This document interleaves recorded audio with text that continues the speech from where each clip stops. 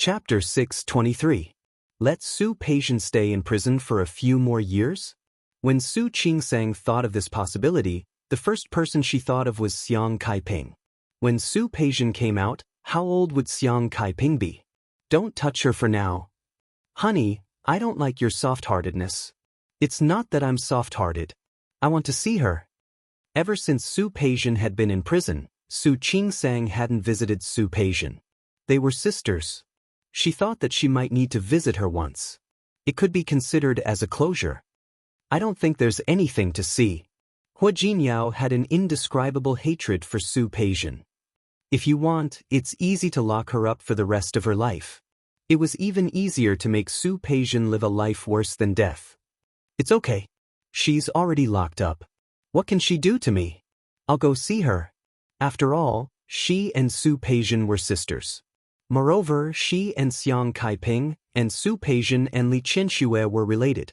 Hua Jinyao squeezed her hand. No matter what. Don't be soft-hearted. Just meet her once. Okay. Su Peijian was wearing an orange prison uniform. There was her number on her right chest. Her long hair had been cut short long ago.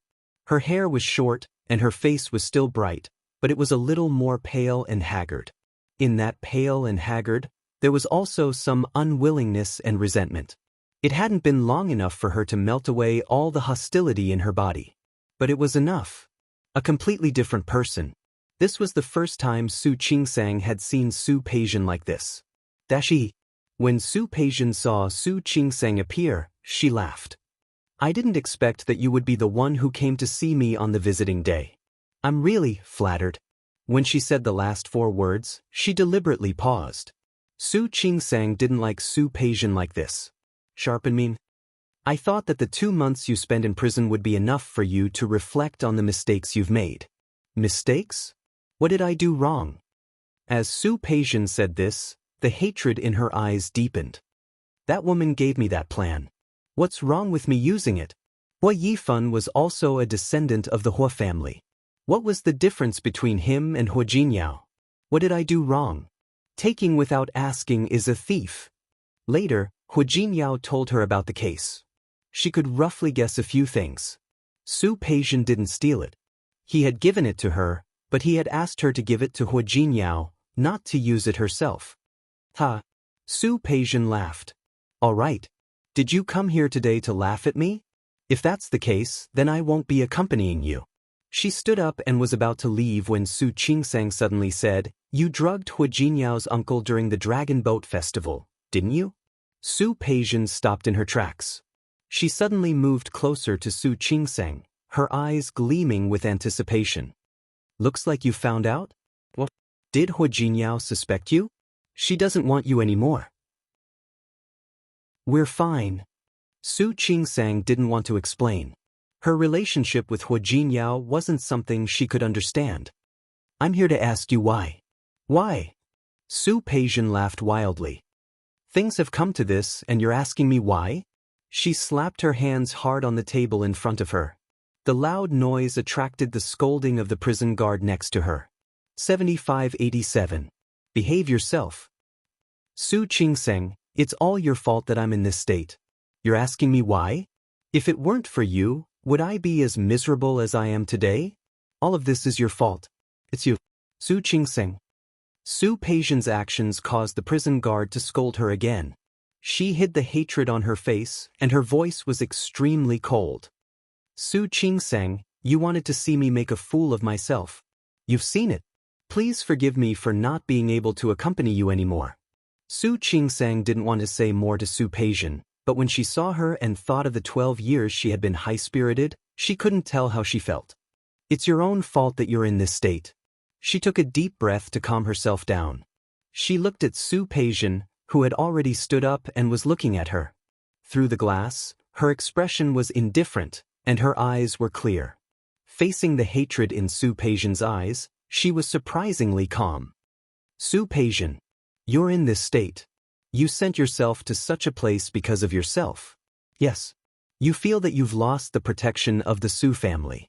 You feel that you're no longer the daughter of the Li family. You can't stand such a difference. You feel that I've taken everything away from you. But have you ever thought that it's because you're selfish? Sue Pasian, because you're selfish, because you only want to monopolize it, but you're not willing to share it. Because you don't want the person who gets everything to be me. That's why you're so intense and extreme. Sue Pasian couldn't help but sneer. Yes, I'm not willing. Why should I be willing? To let you press on top of me? Have I ever pressed on top of you? Sue Pasian, after the fact that we exchanged identities is revealed, if you're willing to take a step back. Even one step. As long as you're willing to share, as long as you're willing to accept me, we can still be a family. Whether it's grandpa or mom, they've raised you for so many years. They won't really ignore you. But how did you do it? What did you do? Do you want me to remind you?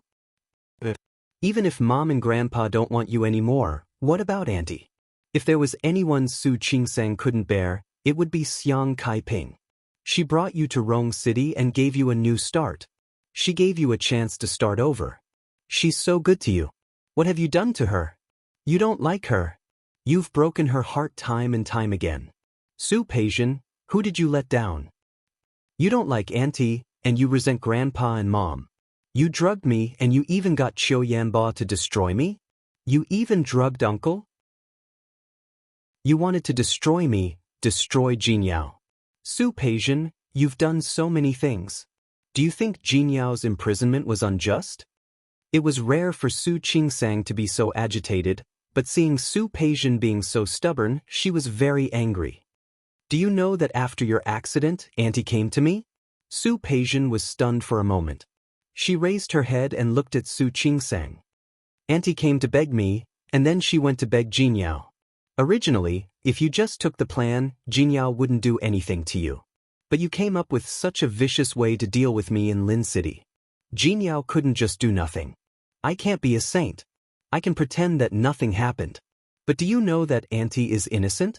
She's so old, but she still came out to beg for help for you. You probably didn't see that auntie's hair is mostly white, right? Sue Pasian's face was a little stiff. That woman's hair was white? She didn't know. Xiang Kaiping came to visit her in prison, but she refused to see her. If it weren't for Su Qingsang's current identity as the young mistress of the Hua family, she wouldn't have wanted to see her when the prison guards brought her out. She didn't want to see anyone. You hate the heavens, hate the earth, hate everyone in this world. Have you ever thought about how many people in this world love you? If you weren't so extreme, you might have married Hui Yifan by now. No matter how bad Hui Yifan is, he's still the vice president of Tianyu Group. If you were willing to take a step back and get along with me, even if we couldn't be as close as sisters, at least we wouldn't be like enemies like we are now. You ignore the good intentions of others. You don't use your advantages. All you think about is hatred and revenge. Is this my fault? Do you know that before you drugged me, Grandpa told Mom that if you were willing to come back, the door of the Su family would always be open for you? Yusin came to me and said that he wanted to help you. Su Pasian, you're also someone who had a good hand. Why did you ruin your good hand? Su Pasian's body sat down. She sat there motionless, her expression a little stiff. Do you know that there are some people in this world who are 1,000 times, 10,000 times more miserable than you? But not everyone wants to take revenge, right? She thought of Qi Shiwei. In terms of misery, Qi Shiwei was much more miserable than Su Pasian. She shook her head. There were some things that had to be said. Everyone was smart, so there was no point in saying any more. Su Pasian, your sentence isn't long. It's only 5 years. If you behave well, you might be able to get out in less than 3 years. Are you sure that you want to continue spending the rest of your life in hatred, jealousy, and endless revenge against others? You have to know that even if you come out after 5 years in prison, you're only 30 years old. Su Pasian, I've said everything I wanted to say. After today, I won't come to see you again. If you come out in a few years and are willing to turn over a new leaf, I believe that both Dad and Auntie will still recognize you as their daughter. If you're not willing, I'll still say the same thing. No matter what you want to do, I'm not afraid of you. I'll accompany you to the end. Su Qingsang rarely spoke so much. She felt a little dry. She stood up and took one last look at Su Pasian. Su Pasian, you're on your own. Su Qingsang picked up her bag and turned to leave. When she got into her car, her emotions had completely calmed down. Thinking about Su Peijian's appearance just now, she took out her phone and called Su Qinghui. Qingsang? Since the last time Su Qinghui and Su Qingsang had a conflict because of Su Peijian, Su Qinghui hadn't contacted Su Qingsang. He called Su Qingsang several times, but she didn't answer. He knew that she still blamed him for being biased towards Su Peijian for no reason. However, some things had become a habit of his in more than 12 years of ignorance. He tried to change slowly in the future, but Su Qingsang seemed to not want to give him a chance, just like Li Qianxue.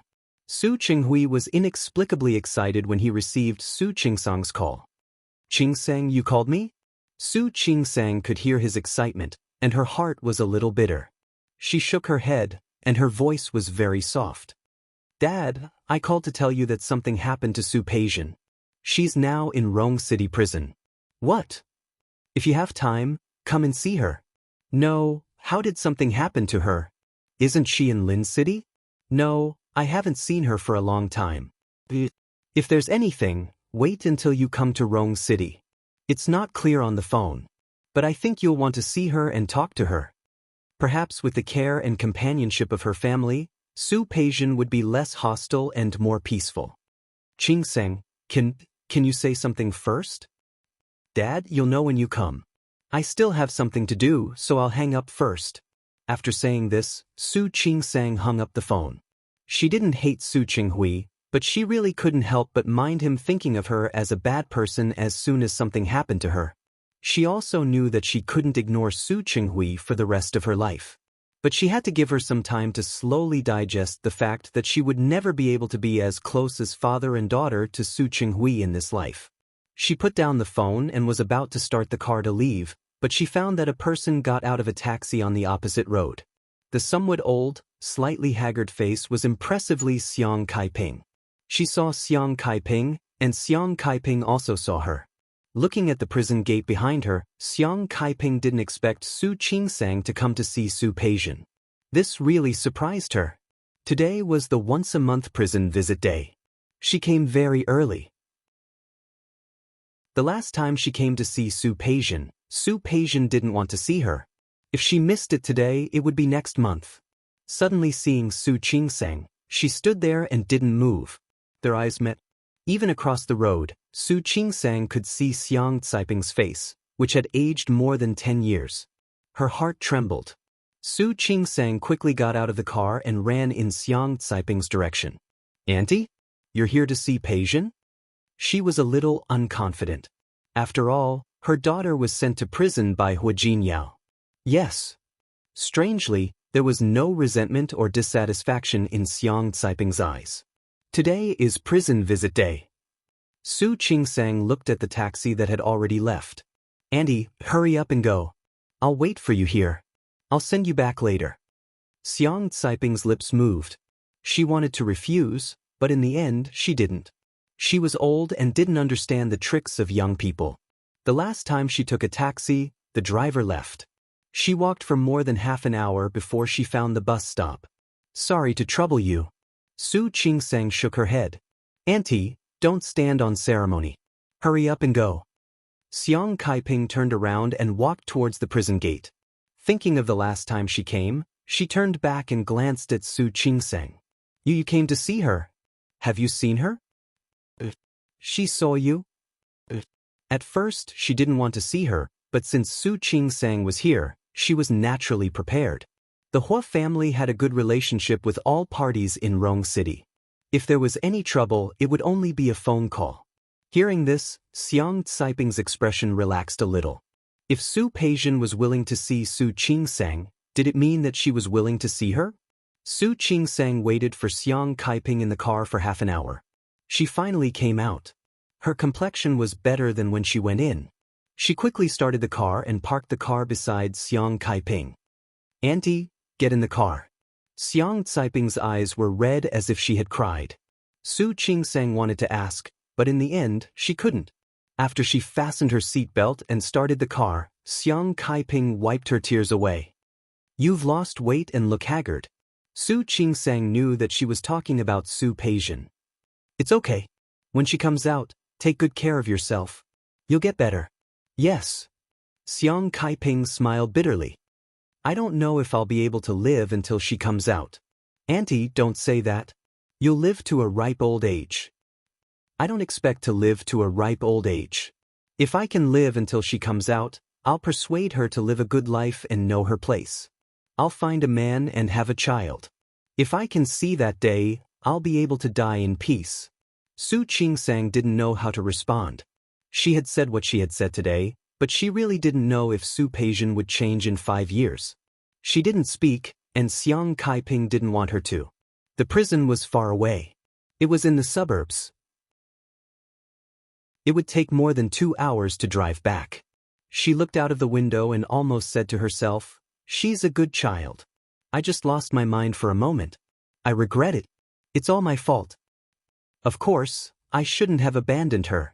I shouldn't have thought that Su Qinghui would teach her well. It's all my fault." Xiang Kaiping nagged for a long time. Sometimes Su Qingsang would respond, and sometimes she would just listen to Xiang Kaiping. Just like that, they arrived at the small villa where Xiang Kaiping lived. The car stopped. After more than 2 hours in the car, Xiang Kaiping was obviously tired. She didn't rush to get out of the car. Instead, she glanced at Su Qingsang. "Qingsang, thank you." "You're welcome, Auntie. You're a good child." Xiang Caiping's eyes were a little red. "Jin Yao is lucky to marry you." "Auntie." "It's okay. You can go. I'm going back." Xiang Kaiping got out of the car. She was in a much better mood when she saw her daughter. However, that silhouette still looked lonely, old, and had a kind of fragility that no one could look at directly. "What's wrong?" Hu Jinyao looked at Su Qingsang, who had been silent since she got home. He reached out and pulled her into his arms, letting her sit on his lap. "You're in a bad mood? What happened? About the hospital?" Su Qingsang shook her head. "About Su Peijian? You went to see her? What did she say?" Hu Jinyao really hated Su Peijian to the extreme. "Nothing." Su Qingsang put her arms around his waist and said in a low voice, "I just met Auntie." "Jinyao, do you know? I saw Auntie today and realized that she's more than 10 years older. She's about the same age as my mother." Su Qingsang didn't finish her sentence. Hu Jinyao understood what she meant. "You're not asking me to get Su Peijian out, are you?" "Absolutely not. No." Su Qingsang shook her head. She sat up straight and looked at Hu Jinyao. She had been thinking about this all day. In fact, she wasn't sure if Hu Jinyao would agree. Chapter 624. He didn't speak, and the living room was very quiet for a while. It was a little hot, and Su Qingsang was a little sweaty in Hu Jinyao's arms. She put her hands on Hu Jinyao's shoulders. This idea was the result of Su Qingsang's careful consideration today. "I know you might be unhappy, but Auntie is alone. Even with a nanny, there might be some things that can't be taken care of. Also, Su Peijian will be locked up in prison for 4 to 5 years. When she comes out, I don't know what the situation will be. If we bring Auntie to live with us, at least she won't be so lonely. What do you think?" Hu Jinyao looked at her. "Have you decided?" "Not really. I'm asking you what you think. If you don't come, I won't go to pick her up. But I think even if Auntie comes, we won't have any problems getting along. You know, Auntie is a good person. She takes good care of us in Lin City. I really don't want to see her alone." If they hadn't been together for the past few months, Su Qingsang would have sighed at most. But after those months and what Xiang Kaiping had done for her, she couldn't bear to see her alone. She didn't want to see her in such a miserable and lonely old age. Hu Jinyao held her hand and wrapped it in his palm. Her hand was very slender, not the kind of hand that was made of flesh. Because it was often disinfected during surgery, it was transparent and white. His fingertips slid across her palm bit by bit, looking at the lines on it. "Honey, look at this emotional line. It's too deep and too long. At first glance, you can tell that she's a person who values relationships." Su Qingsang listened to his nonsense, but she couldn't laugh. "How come I didn't know that you can tell fortunes? All right, if you want to say that I'm indecisive, just say it, but I really don't want to see Auntie like this." "Okay, Hu Jinyao nodded, held her hand, and stared at Su Qingsang's face. Just when she thought that he would agree, he suddenly became serious. You want Annie to move in with us? Yes. Have you thought that she will agree? Well. Su Qingsang thought of Xiang Caiping's stubborn side. I will persuade her. Although Xiang Caiping had a nanny at home now, the nanny would come home. Even if he was by her side 24/7, that feeling wasn't something that could be compared to being with a relative or family member. All right. You can convince her, but what about me? You. Su Peijian is her daughter. Who sent Su Peijian to prison? Even if Xiang Caiping didn't hate Su Peijian, she couldn't possibly not hold a grudge against her, right? Su Qingsang was speechless. Her voice weakened. Maybe Auntie doesn't blame you. Hu Jinyao continued, it's not my fault. But I sent her daughter to prison. It's a fact that I ignored her when she came to me. Su Qingsang understood what he meant, but she said, I'm not that kind of person. She's not, but Su Peijian is. Hu Jinyao knew that Su Qingsang meant well, but some people really didn't deserve to be treated well. After Su Peijian gets out of prison, do you think she'll thank you for taking care of her mother? Or does she hate you for snatching away her only family, her only motherly love? I didn't. You didn't, but she'll think you did. Hu Jinyao didn't mind giving her a good lesson. Do you know why Su Peijian has become what she is today? She has a paranoid personality, that kind of person. To put it bluntly, you can't afford to offend her. She will only believe what she has already decided. As for anything else, she doesn't care. Qingsang, if you really care about Auntie, visit her more often when you're free. I believe she will be very happy. But if you want to bring her to live with you, I don't think it's appropriate. Su Qingsang didn't say anything, but her face darkened. Hu Jinyao's analysis was reasonable, but Jinyao will only take care of her for a few years? When Su Peijian gets out of prison, we'll return Auntie to her.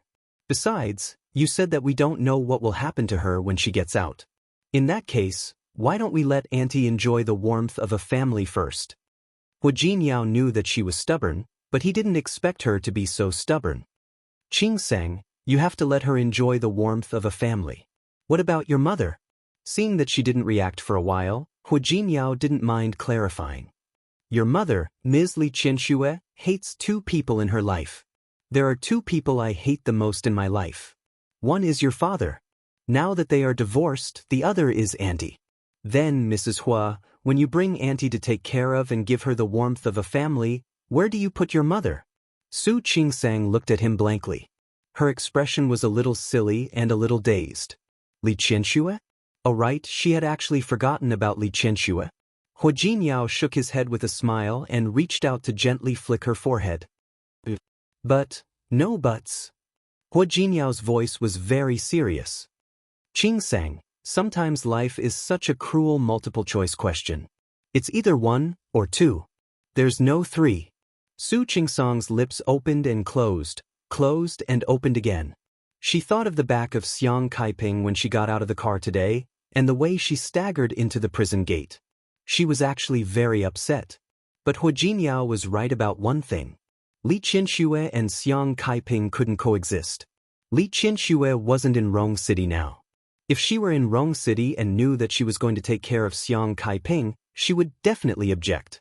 This action would definitely affect the mother-daughter relationship between her and Li Qianxue. But Su Qingsang said the word, I, and lowered her head. Hu Jinyao understood her feelings. Xiang Caiping was also very good to him, and he was also very willing to take care of her. However, there was no need to cause unnecessary trouble. He wasn't afraid of trouble, but he didn't want Su Qingsang to face it. I didn't think that much. I'm not saying that I don't respect my mother. Su Qingsang buried her head in his chest. Her voice was very soft. If he hadn't been so close, he would have almost missed it. I just feel sorry for Auntie. Those few months, Auntie was really good to her. Do you still remember? She knitted a sweater for me. That sweater is still in the closet upstairs. She made local home-cooked dishes for me in Lin City, and every day she would think of ways to be good to me.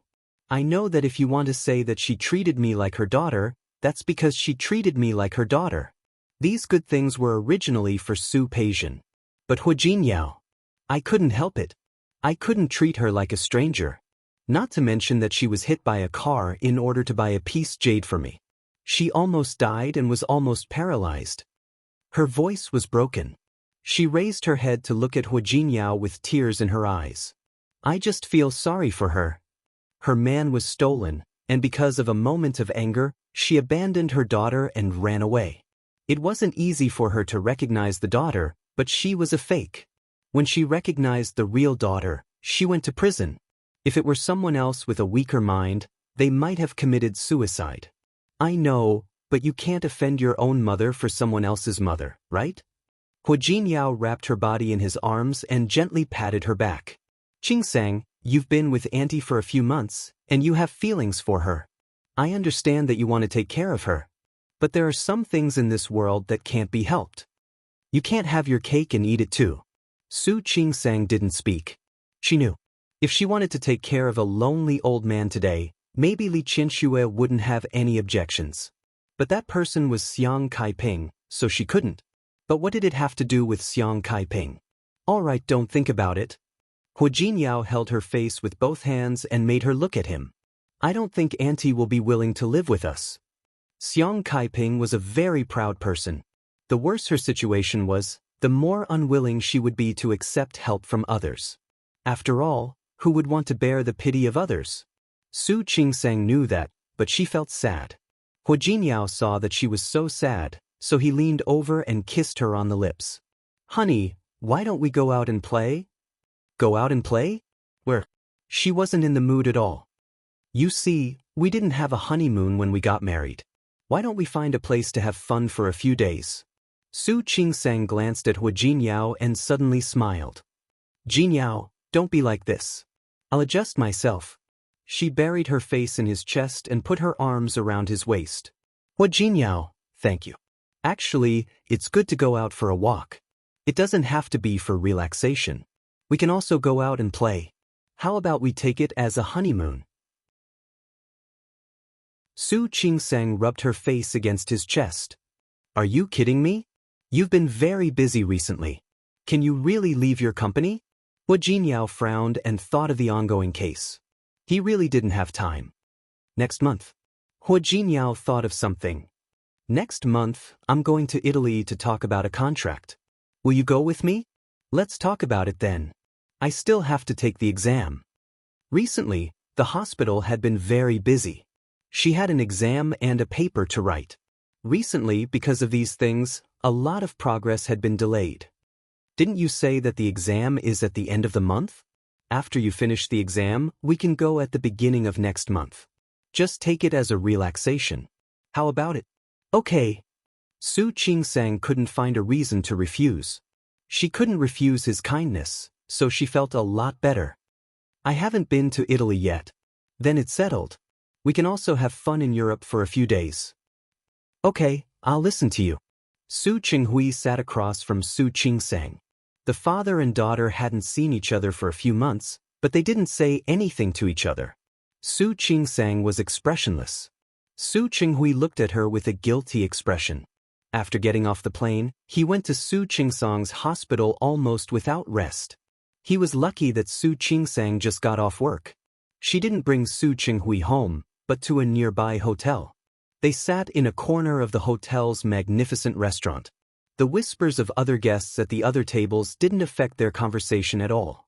Her phone rang. Su Qingsang glanced at Su Qinghui and picked up the phone. Hu Jinyao had a gathering with his childhood friends tonight. He asked her if she wanted to go. No need. I have something to do. Junxing is back. It's rare for him to come back. If you're not particularly busy, I'll come pick you up. Su Qingsang's voice was very soft. You can play with them. My dad is here. Hu Jinyao understood. Hey, you go ahead. I'll come to see you later. Okay. After hanging up the phone, Su Qingsang looked at Su Qinghui in front of her. Time really treated this man well. He was already middle-aged, but he still looked elegant and stylish. His temperament didn't look like a businessman at all. People would believe that he was a professor at some university. I know you're here to know about Su Peijian. I'll tell you. Qing sang. Su Qinghui interrupted her and took out a box from his pocket. This is a gift I bought for you when I went to France last time. It's for you. Su Qingsang looked at the box. She wasn't unfamiliar with the logo on it. She wasn't in a hurry to take it. Instead, she looked at Su Qinghui. Su Peijian, she asked for it. If you want to plead for her or want Hu Jinyao to let her off, you don't have to say anything. You don't have to say anything. It was rare for her to be so unyielding in front of Su Qinghui. Half of it was because she really hated what Su Peijian had done, and the other half was because she was also a little uncomfortable with Su Qinghui's previous actions. Su Qinghui's expression was a little awkward.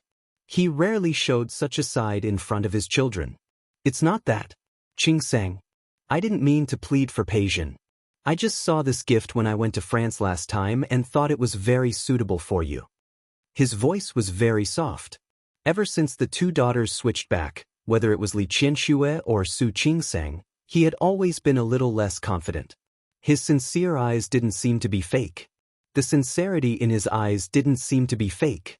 Su Qingsang felt a little awkward and took the small box. Thank you, Dad. You're welcome. Su Qinghui called the waiter and began to order. He then asked Su Qingsang what she liked to eat. Su Qingsang had been here with Hu Jinyao before, so she randomly ordered a dish. Su Qinghui didn't force her. The two of them ordered 4 dishes and a soup. After the waiter left, he looked at Su Qingsang with a faintly concerned expression. How have you been recently? Has Hu Jinyao been treating you well? Very well. Although the relationship between Hu Jinyao and Lu Tongjia couldn't be built overnight, it was obvious that they had become much closer recently. They didn't go back to the old mansion. Occasionally, Lu Tongjia would come over for dinner. That's good, that's good. After saying this, Su Qinghui couldn't find anything else to say. He picked up the teacup in front of him and poured a cup of tea for himself and a cup for Su Qingsang. He didn't speak. Su Qingsang had been estranged from him for a long time. She couldn't find anything to say, so she could only speak first. Su Peijian is now serving her sentence in Rome City Prison. Her crime is theft of trade secrets. Before she, Qingsang, I really just wanted to see you. Since Peijian went to prison, she must have done something wrong. I know everything. He didn't say what he knew, but some words were already his attitude. Su Qingsang was stunned for a moment. Dad, you should listen to it. In Su Qinghui's heart, Su Peijian was his most beloved daughter. Now that things had become like this, he should know. He briefly told her what Su Peijian had done. She drugged Zhang Yichen in Rong City, and then she went to Lin City and drugged her. Later, she stole Hu Jinyao's plan. Letting her go to prison for a few years is a big punishment for her. But I don't think Hu Jinyao and I did anything wrong. Su Qinghui sat there and didn't say anything. In fact, he was also quite shocked. Is she crazy? I don't know. Su Qingsang shook her head and said softly, Dad, it's good that you're here. Go see her. Talk to her. Comfort her. Su Qinghui's expression was complicated. Finally, he nodded and said, Okay. They didn't say anything during the meal. After the meal, Su Qingsang knew that normally, she should let Su Qinghui stay at her house. There was a guest room anyway, but she didn't want to. Let me book a room for you. That was why she had brought Su Qinghui to this hotel for a meal. It's okay. I'll book it myself. Su Qinghui glanced at Su Qingsang with a hint of disappointment in his eyes. Su Qingsang saw it, but she didn't intend to invite him. She seemed to understand Hu Jinyao's feelings before. After being hurt by his loved ones for too long, sometimes it really wasn't easy to accept them. Su Qinghui booked a room. Su Qingsang planned to send him back to his room and leave. Dad, rest early. If there's nothing else, I'll go back first. Su Qinghui's lips moved. He wanted Su Qingsang to stay for a while. He wanted to talk to her. However, he couldn't find a position. Su Qingsang's phone rang at this moment. Li Qianxue was sending a video call request. At this time every day, as long as it was convenient for Su Qingsang, she would definitely video call Li Qianxue. Looking at Su Chinghui now, she was a little hesitant, but she still picked up. Mom. As soon as she called her mom, she immediately saw Su Chinghui's eyes suddenly light up. He stared at her phone with a fervent gaze. Su Qingsang slightly turned her body so that Li Qianxue, who was on the other side of the video call, wouldn't see any clues. Qingsang. Li Qianxue noticed at a glance that Su Qingsang wasn't at home or in the hospital. Are you outside? Is it convenient for you to talk? I'm outside. I have something to do. I'll go back later. Su Qingsang noticed that Su Chinghui took a step towards her. She subconsciously took half a step back. Mom, are you still working overtime? Li Qianxue was in her office. It was obvious that she was still working overtime. There's still a little work to be done. I'll go back later. Don't work too late. Su Qingsang knew that Li Qianxue had recently been working on a new project and was actually very busy. Mom, if you're busy, I'll talk to you later. It's okay, Li Qianxue heard a knock on the door before she could hang up. Before she could hang up the phone, the person outside had already come in. I knew it. You're working overtime again. It was a clear male voice that sounded very young. It was too late for Li Qianxue to turn off the video call. The voice had already come in. I brought you dinner. Come, eat before you work. Who let you in? I knocked on the door. You knocked on the door, and I didn't allow you to come in. Li Qianxue stood up and was about to turn off the video call when Su Qingsang saw the man approaching. Get out. Do you hear me? I'm already in and I'm here to bring you dinner. You don't have to be so cold, do you? Su Qingsang heard the sound of approaching voices. Soon she saw a figure. Is this your daughter? She doesn't look like you. Hi. Hello, I'm Yu. It was a face that looked quite young and quite handsome. She froze for a moment. Before she could speak, Li Qianxue had already hung up the call. Su Qingsang wanted to ask who that person was, but she didn't say anything. But now she didn't have the chance. The man looked to be in his early 30s.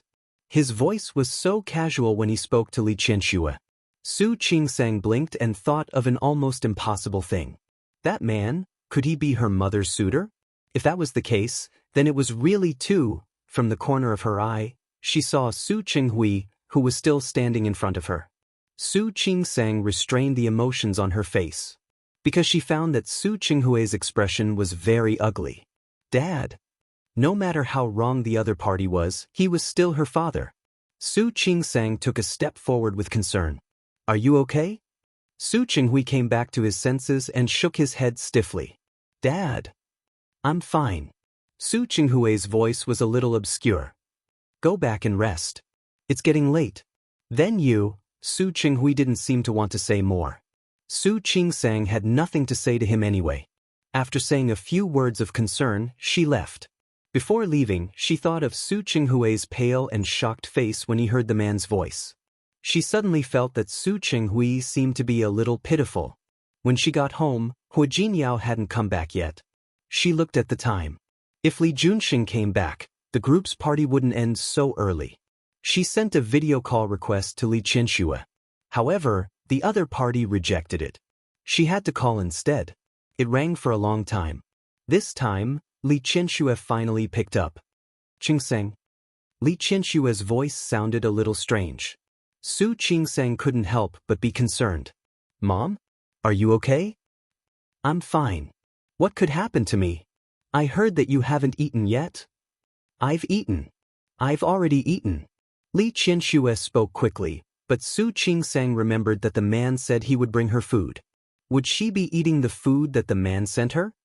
Qingsang, I still have some documents to read. I'll talk to you tomorrow. Li Qianxue's voice was a little anxious. The man in front of her had already started to clean up the lunchbox on the table. The time it took for Su Qingsang to return home from the hotel was just enough for Li Qianxue to finish dinner. The man smiled at Li Qianxue arrogantly.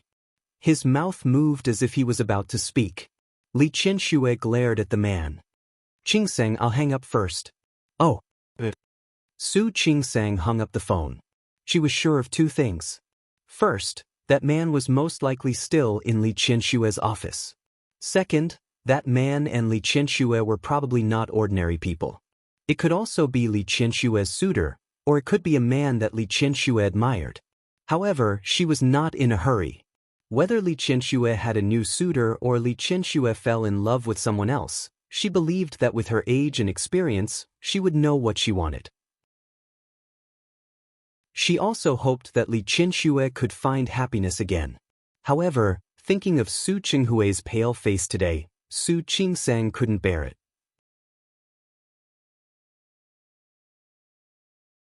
Chapter 625. As soon as Hu Jinyao ended the call with Su Qingsang, he met the eyes of the group of people in the private room. "TSK, it's really different after getting married." Tang Mohan put one hand on Hu Jinyao's shoulder and poured him a glass of wine with the other hand. "You need to report when you come out to play." It was just that they did not have a meal together, but they still stuck to each other for so long. "Jinyao, you've really opened my eyes." "Isn't that so?" Cheng Xianyun chimed in. "Look at her glowing face." "TSK, as expected, she's different after being nourished by love." "Go away." Hu Jinyao smiled and picked up the wine in front of him. "Are you jealous? Go get married too. We are not like you, willing to give up a forest for a tree. Be careful, the forest will be gone, and the trees will be gone." Hu Jinyao's words made the others hiss. Only Wan Xianying looked quite upset. "Brother Hua, why are you so lucky? Sister-in-law got together with you so easily. Why is sister-in-law's friend so hard to deal with?" He was naturally talking about Shi Mengwan. He had traveled thousands of miles to pursue his wife, and he had even gone to France. Shi Mengwan didn't react. "Brother, let me give you a piece of advice. Forget about Shi Mengwan. There were many good girls in Rong City. Don't hang yourself on her tree." Hu Jinyao and Su Qingsang were together every day, and Su Qingsang would video call Shi Mengwan from time to time. He more or less knew that Shi Mengwan had someone in her heart. "How am I bad?" Wan Xianying stood up as he spoke and made Schwarzenegger's signature gesture. "Tell me, I have a good figure, a good family background, and a good look. How am I not good enough for her?" Last month, he casually went to gamble on a few stones and earned tens of millions. He usually looked sloppy, but everyone in the industry knew that it was just a facade. "It has nothing to do with whether she's worthy or not." Hu Jinyao sincerely suggested, "I heard from Qingsang that she has someone else in her heart. Don't even think about it." "Who is it? Can he beat me?" Wan Xianying was unconvinced. "Let him come out and fight one-on-one." "Forget it." Li Junxing, who had been silent all this while, spoke up. "How do you really like her?" "It was all because of unwillingness. If she really lets you chase after her, you might lose interest in her immediately." "Junxing, that's not nice of you." Wan Xianying didn't deny it. It was indeed very difficult for Shi Mengwan to pursue him. "Who said that I won't cherish him once I get him? Maybe it's because he's had a hard time chasing her, so he's even more interested?" "Who would believe you?" Li Junxing laughed and scolded. "But now that you mention it, I'm a little interested. I want to know what a woman who can make my young master Wan so worried looks like." "Aren't you in Lin City? You should have seen it before, right?" "No." He was very busy and he cherished his feathers. He rarely went out to socialize. He had seen Su Qingsang many times, but he had never seen Su Qingsang's friends. "If you see her, you might like her too."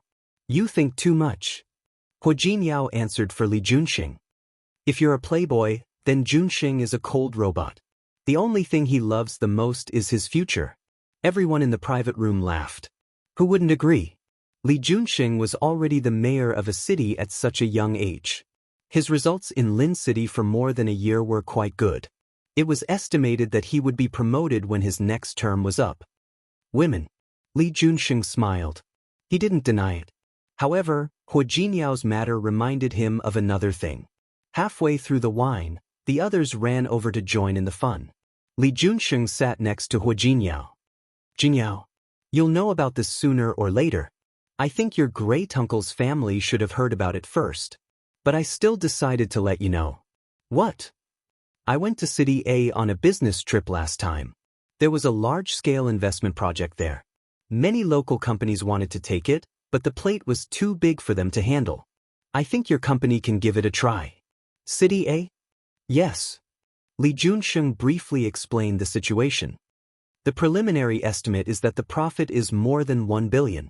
How about it? Do you do it or not? If you do it, I'll get someone to send you the information later. Yes. Hua Jinyao picked up the wine and poured it for Li Junsheng and himself. Thank you, brother.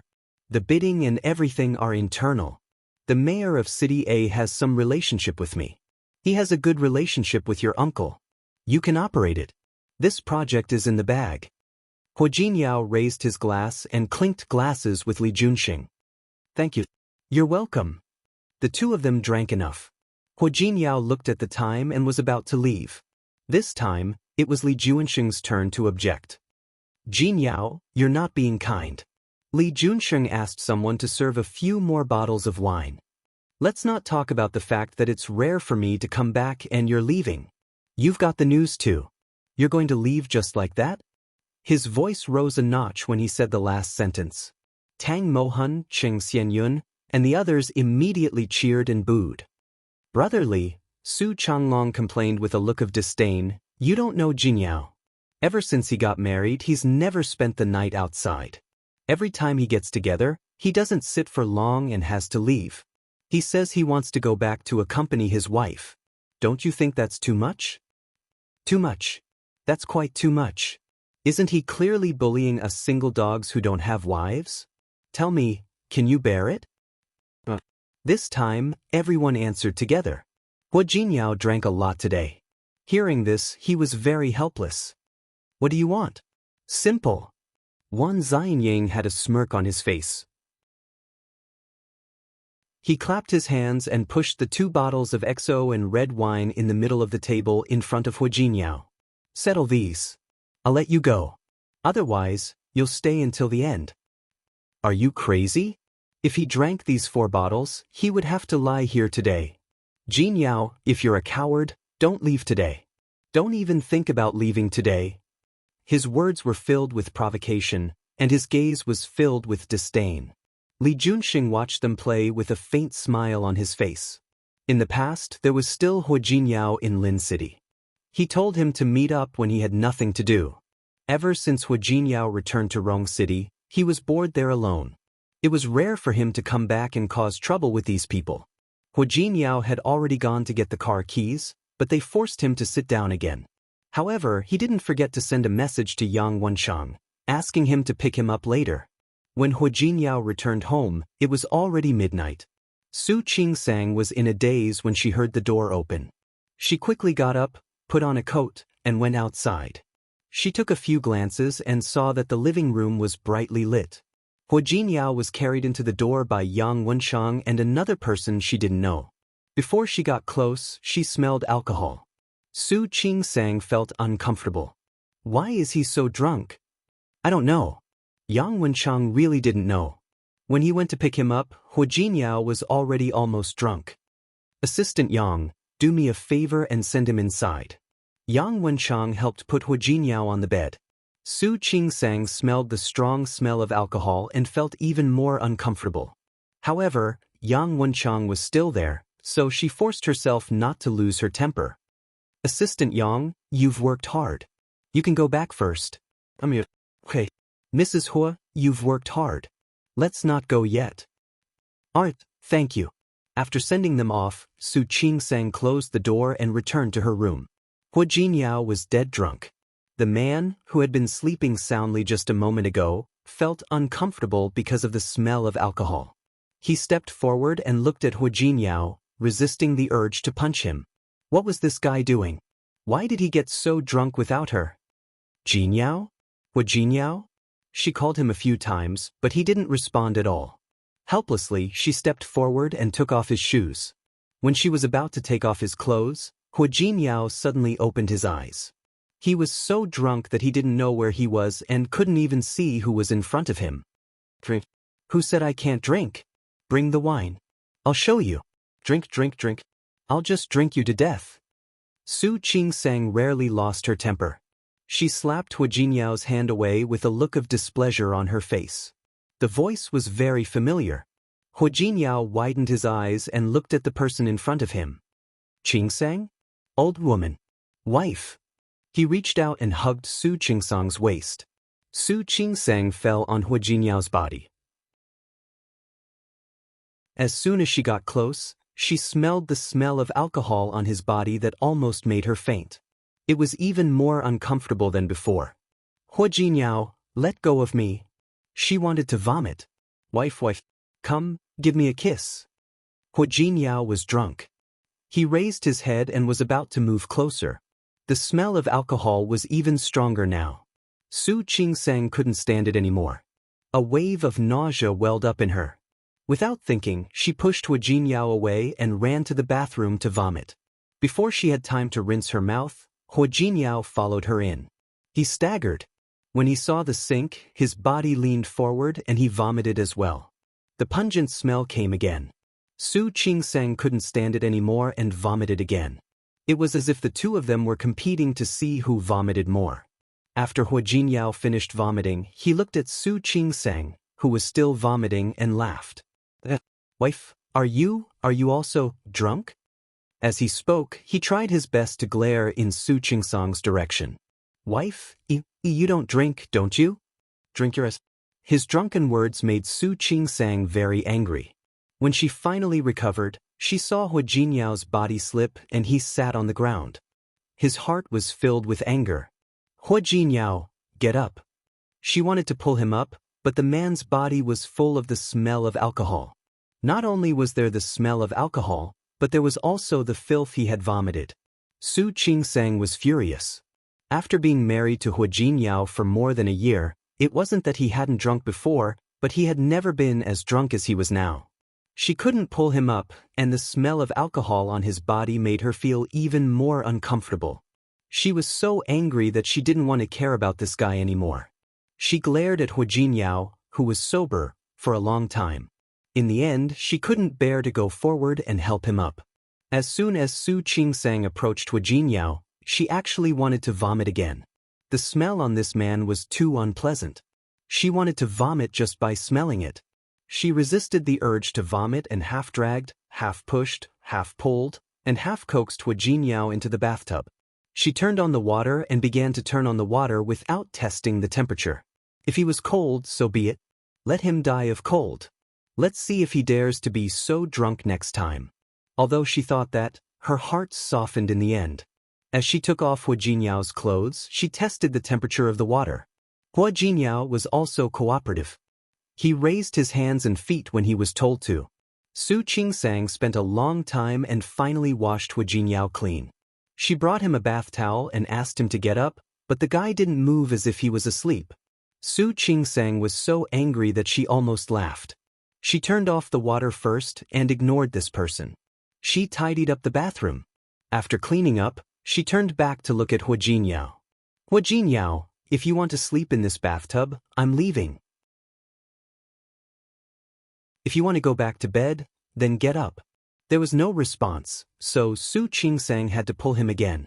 Fortunately, this time he was more cooperative. She casually wiped his body dry and wrapped him in the bath towel. After Su Qingsang was done, she was so tired that she was about to collapse. She didn't care that her body was still wet. She casually took off her clothes and fell asleep. Su Qingsang was almost late when she went to the hospital. She was so sleepy that she couldn't get up after being tormented by Hua Jinyao for most of the night. When she finally got up, she realized that she was going to be late. She didn't even have time to eat breakfast. She rushed to the department and saw that Director Sun Huiya was already there. She had an outpatient clinic today and a meeting in the department later. After the outpatient clinic, Su Qingsang only heard about something when she was at the meeting. Sun Huiya had already reached the age of retirement. Although the hospital would hire her again, if she retired, the director of the obstetrics and gynecology department might be the deputy director, Shen Lingyun. It might also be the deputy director, Yang Lu. During dinner, Lance pulled Su Qingsang aside and started gossiping.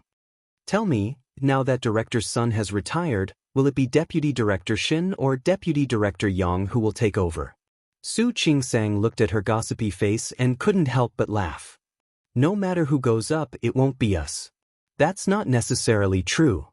Ling Fei moved closer and whispered, have you ever thought about it? No matter who was promoted, the position of deputy chief physician would be vacant. Wouldn't everyone have a chance then? Su Qingsang paused for a moment, then quickly shook her head. I don't want to think about it. After all, my seniority is not enough. I don't have enough seniority, but I have the ability to make up for it. Ling Fei blinked. Did you forget about your surgery last month? It was so difficult, but you still managed to overcome it. In my opinion, although you don't have enough seniority, you can still fight for it. Su Qingsang smiled and looked at Ling Fei. You can do it too. Do you want to give it a try?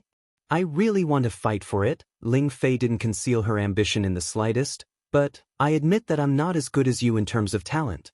These are the words of Director Sunday. Ling Fei had a good relationship with Su Qingsang, so she made a serious suggestion. Qingsang, I'm serious. You've been in this hospital for more than half a year now. You really don't have enough seniority. But even if you don't have enough seniority this year, it doesn't mean next year. Your professional skills are there. I think you can fight for it. Get the position of deputy chief physician in at least 3 years. It's not impossible. Su Qingsang had picked up a piece of fish to eat, but the fishy smell made her a little uncomfortable. She put down her chopsticks. I don't dare to think about 3 years. 5 years. I'll give myself a deadline of 5 years. I knew it. Ling Fei smiled and blinked at Su Qingsang. Good luck. I have high hopes for you. Su Qingsang put aside the feeling of wanting to vomit because of her words. She began to think seriously. Perhaps 3 years was not impossible. She didn't have enough seniority, but she could improve her professional skills. It wasn't impossible. Su Qingsang took this matter to heart. She was still very grateful for Ling Fei's encouragement. Thank you for your kind words. With that in mind, Su Qingsang forgot about the fact that she was not feeling well. After becoming a doctor, from assistant doctor to attending physician, to deputy chief physician, to chief physician. Step by step. Su Qingsang didn't have much ambition, but this kind of promotion process represented an affirmation of her ability. It was worth a gamble. Hu Jinyao went home early that day and found Su Qingsang in the study. Auntie Yu was cooking in the kitchen. Su Qingsang didn't run to the kitchen to see if there was anything she needed help like before. When he woke up this morning, he realized that he seemed to have gone overboard yesterday. He drank too much and was really drunk. He had a rough impression of what happened after that. Before he got drunk, he asked Yang Wenchang to send him home. What happened after that was only a shadow. He knocked on the door of the study, but there was no response. He gently pushed the door open. Su Qingsang was sitting behind the desk. In addition to the notebook in front of her, there was a pile of documents and books beside her. He took a few steps forward and called again, but found that Su Qingsang didn't respond. Was she angry? Hu Jinyao continued to walk forward. Su Qingsang didn't notice him at all. She stared at the documents in front of her and said softly, the early stage of cervical cancer and, wife? Was she really going to ignore him? Was she angry? Su Qingsang looked at the 2 papers in her hand. Some of them were consistent, while others were not. Wife. A pair of big hands suddenly appeared on her waist. Su Qingsang was shocked. She turned around and glared at Hu Jinyao. What are you doing? Wife. Don't be angry. Hu Jinyao took the initiative to admit his mistake. It was my fault yesterday. I shouldn't have been so drunk. Let go of me. She had just thought of a key point and was about to write it down. She went to pull his hand, but Hu Jinyao tightened his grip. Wife, don't be angry. I promise, there won't be a next time. Hu Jinyao's hands were on her waist, and now he was tightening again. Su Qingsang felt a little uncomfortable in her stomach. Hu Jinyao let go. Did he know that he had interrupted her train of thought? Hu Jinyao was thick-skinned enough. He didn't forget how drunk he was yesterday. Wife, don't be angry. He tightened his arms, and Su Qingsang felt even more uncomfortable. The feeling of nausea came one after another.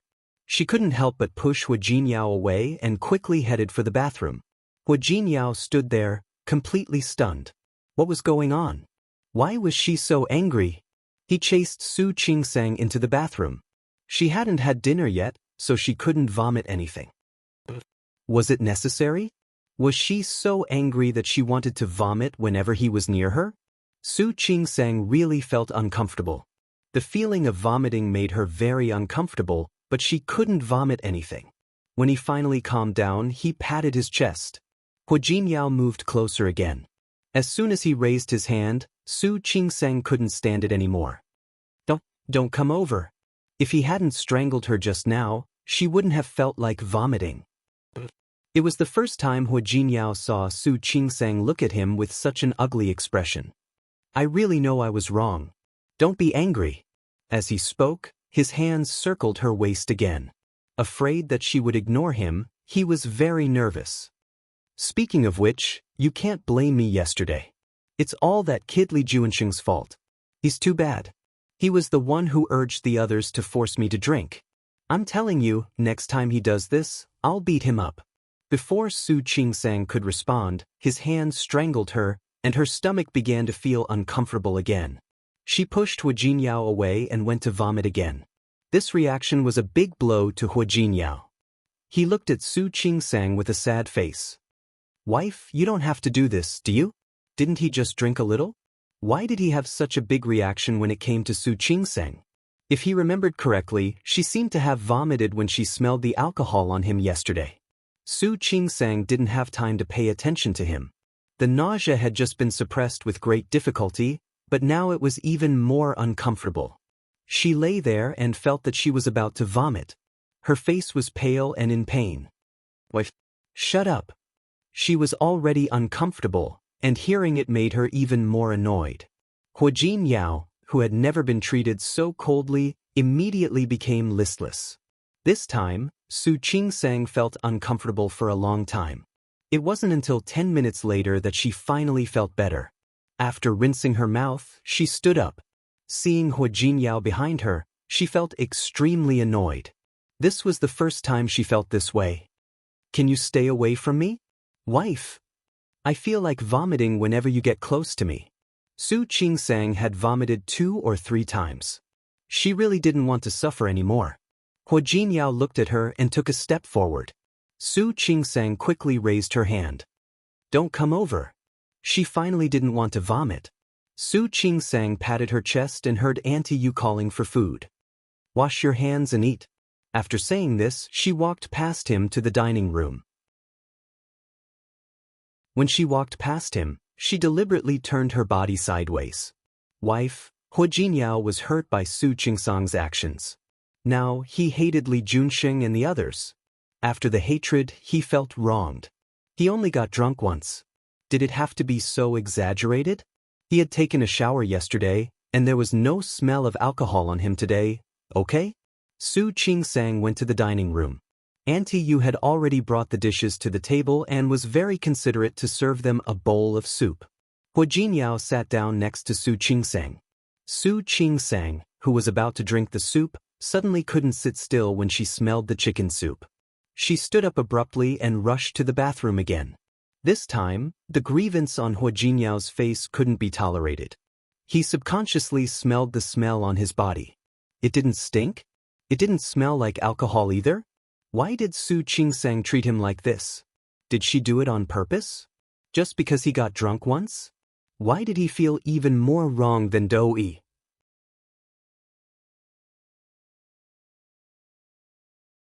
Chapter 626. Su Qingsang sat down again. She was really weak. She had vomited for so long and felt terrible. Just as she was about to eat, Hu Jinyao pushed the bowl in front of her. Su Qingsang couldn't stand the smell again.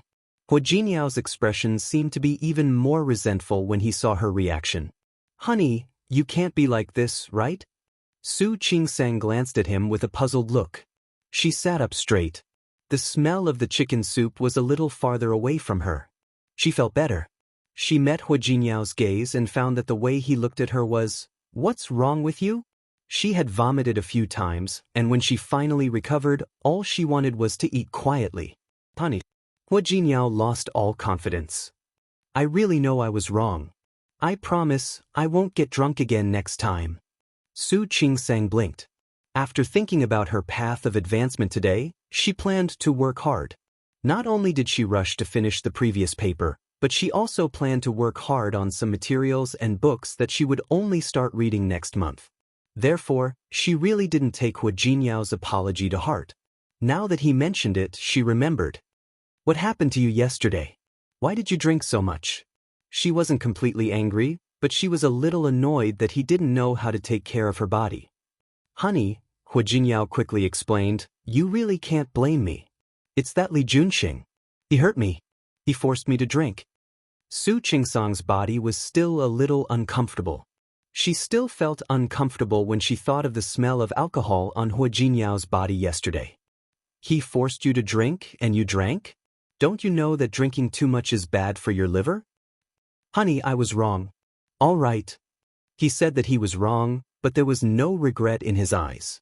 He said it straightforwardly, but there was no regret in his eyes. Don't do it again. Honey, I promise. There won't be a next time. After Hu Jinyao said that, he picked up the bowl of soup and put it in front of Su Qingsang. Honey, hurry up and eat. The soup is getting cold. Su Qingsang picked up the bowl of soup and was about to drink it. The feeling of nausea came again. But this time, she knew that she had nothing to vomit. She waved her hand and tilted her face to the side. Her pale face was filled with nausea and discomfort. Hu Jinyao pulled a long face. Wife, Su Qingsang blinked her eyes. After such a long night, she had lost her appetite. She had always been in good health and had never felt as nauseous as she did now. She had a faint guess in her heart. But before she could confirm it, she couldn't guarantee anything. Patting her chest, she recovered from the uncomfortable situation and glanced at Hu Jinyao. Let's eat. He pushed the bowl of chicken soup away from him. He felt better when he couldn't smell anything. Honey. Hu Jinyao felt really wronged. Don't be angry, okay? I'm not angry, Su Qingsang said. She could roughly guess what kind of state she was in. She didn't have time to argue with Hu Jinyao. Let's eat. Then have a bowl of soup first. Hu Jinyao was about to push the soup to Su Qingsang, but she quickly raised her hand and said, I don't want this soup. Wasn't she still looking down on him? Su Qingsang glared at him. She really didn't have any temper now. Let's eat. She served herself a bowl of rice. Although she still didn't want to eat. But if her guess was right, this wasn't the time for her to be willful. Honey, was she really okay? Her stomach was very uncomfortable, and every bite made her feel sick. This made her look very ugly. Hu Jinyao drank the soup while looking at Su Qingsang's face. He had a feeling that a storm was coming. Su Qingsang forced herself to eat a bowl of rice. She really couldn't eat anymore. She hurriedly put down the bowl and wanted to vomit again. Hu Jinyao saw that she didn't eat much at all. She ate less than half of her usual amount. He stood up as well. Honey. As soon as he got close, Su Qingsang couldn't stand it anymore. The feeling of vomiting couldn't be suppressed at all. She hurriedly ran to the bathroom and vomited as much as she had eaten just now. Hu Jinyao's eyes widened as he looked at Su Qingsang's behavior. He was completely dumbfounded. What was going on? After Su Qingsang finished vomiting, she had no appetite to eat anymore. She looked at Hu Jinyao and wasn't in the mood to pay attention to him. After nearly an hour of torment, her legs were now weak. As an obstetrician and gynecologist, she knew that if her guess was true, then these reactions were normal. However, she was a little distressed. According to the month, it was still early. She was already torturing herself like this. She didn't know what would happen in the future. Honey, Qingsang? Hu Jinyao followed behind Su Qingsang and watched her rinse her mouth before going to the room. He didn't do anything else and directly lay down on the bed. Go away. She hadn't recovered from the discomfort yet. If he came over again, she couldn't guarantee that she would vomit all over him. Honey. Hu Jinyao really felt wrong to the extreme. What on earth do you want to do to not be angry? I said go away. Su Qingsang didn't want to lose her temper, but she was a little annoyed. Before, she thought that it would be good to have a child. But now that she might really have one, she had a headache. She had seen many pregnant women with severe morning sickness. If she was also that kind, how would she spend the next few months? Honey? Her brows were furrowed so tightly that a mosquito could be squeezed to death. Hua Jinyao reached out to smooth it for her. She had vomited like that. How could he not be worried? Do you have nothing to do? Su Qingsang was extremely uncomfortable. She really didn't want to hear Hua Jinyao apologize, promise, or say that he was drunk yesterday. I want to rest for a while. Can you go and clean up the bowls outside? I'm worried about you. Hua Jinyao looked at her and reached out to touch her forehead. Su Qingsang avoided his hand. I'm fine. I just want to sleep for a while. Can you go out now? Don't disturb me and let me sleep for a while. Was he being despised? Hua Jinyao watched Su Qingsang turn over and lie down, completely ignoring him. He felt like he had suffered a huge blow in his heart. This kind of blow lasted until he was about to sleep at night. Su Qingsang rested for a while and felt a little more comfortable. She even got up and made herself a bowl of noodles. After eating the noodles, she went to the study to sort out the rest of the documents. When she returned to the room, she found that Hua Jinyao's expression was still very sad. Su Qingsang ignored him. It was rare that she didn't feel nauseous or uncomfortable. She went to take a shower and prepared to go to bed early. Tomorrow, she would go to the hospital for a checkup. She would see how the situation was. If she really had a child, she would have to be more careful in the first few months. During this period of time, she had been focusing on her thesis. During the following exams, she occasionally felt tired and thought that she was tired. She didn't expect that it might be because she was pregnant. She was in a good mood. When she lay down again, she took out her phone and scrolled through Weibo. At that moment, Hua Jinyao's hand reached over. Su Qingsang slapped his hand away without thinking. Don't move. Yesterday was really my fault. Honey, I also promised. Can you not ignore me? Hua Jinyao, stop it. Honey. Hua Jinyao was really going crazy. Can you just tell me how long you're going to be angry for? Su Qingsang looked at his pitiful look and burst into laughter. She was a little helpless. All right, I'll just be angry for today. If there's anything else, we'll talk about it tomorrow. He would talk about it after she finished the checkup and knew the results. Hua Jinyao was dumbfounded. Su Qingsang was afraid that he would not take it seriously, so she looked at him with a serious face. Hua Jinyao, I'm really not in the mood today. So, please stay away from me. If he put his hand on her waist again, she was afraid that she would vomit again. Honey. Hua Jinyao was really going to reach out. I just want to hug you. I won't do anything bad. Can't I? No. Su Qingsang was very straightforward. If you hug me, I will feel like vomiting. If he hadn't squeezed her stomach just now, she wouldn't have had such a big reaction. Hua Jinyao's face immediately darkened. Looking at Su Qingsang, who had already closed her eyes and started to sleep, he felt that his heart was shrouded by a large dark cloud. He had only been drunk once, and she had to do this to him? Wasn't this punishment too severe? Honey, you don't have to go that far, do you? Can't I just hug you to sleep? No. Honey, don't be noisy. If you continue to be noisy, you can sleep on the sofa or in the guest room. Su Qingsang reached out a finger to stop him from approaching. Or, do you want to sleep on the sofa? I'll sleep here.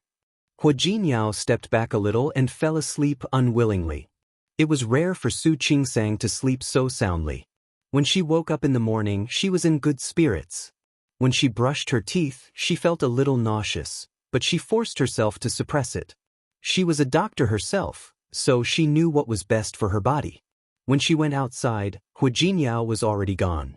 She didn't know if he had gone to work. Su Qingsang didn't have time to care about him now.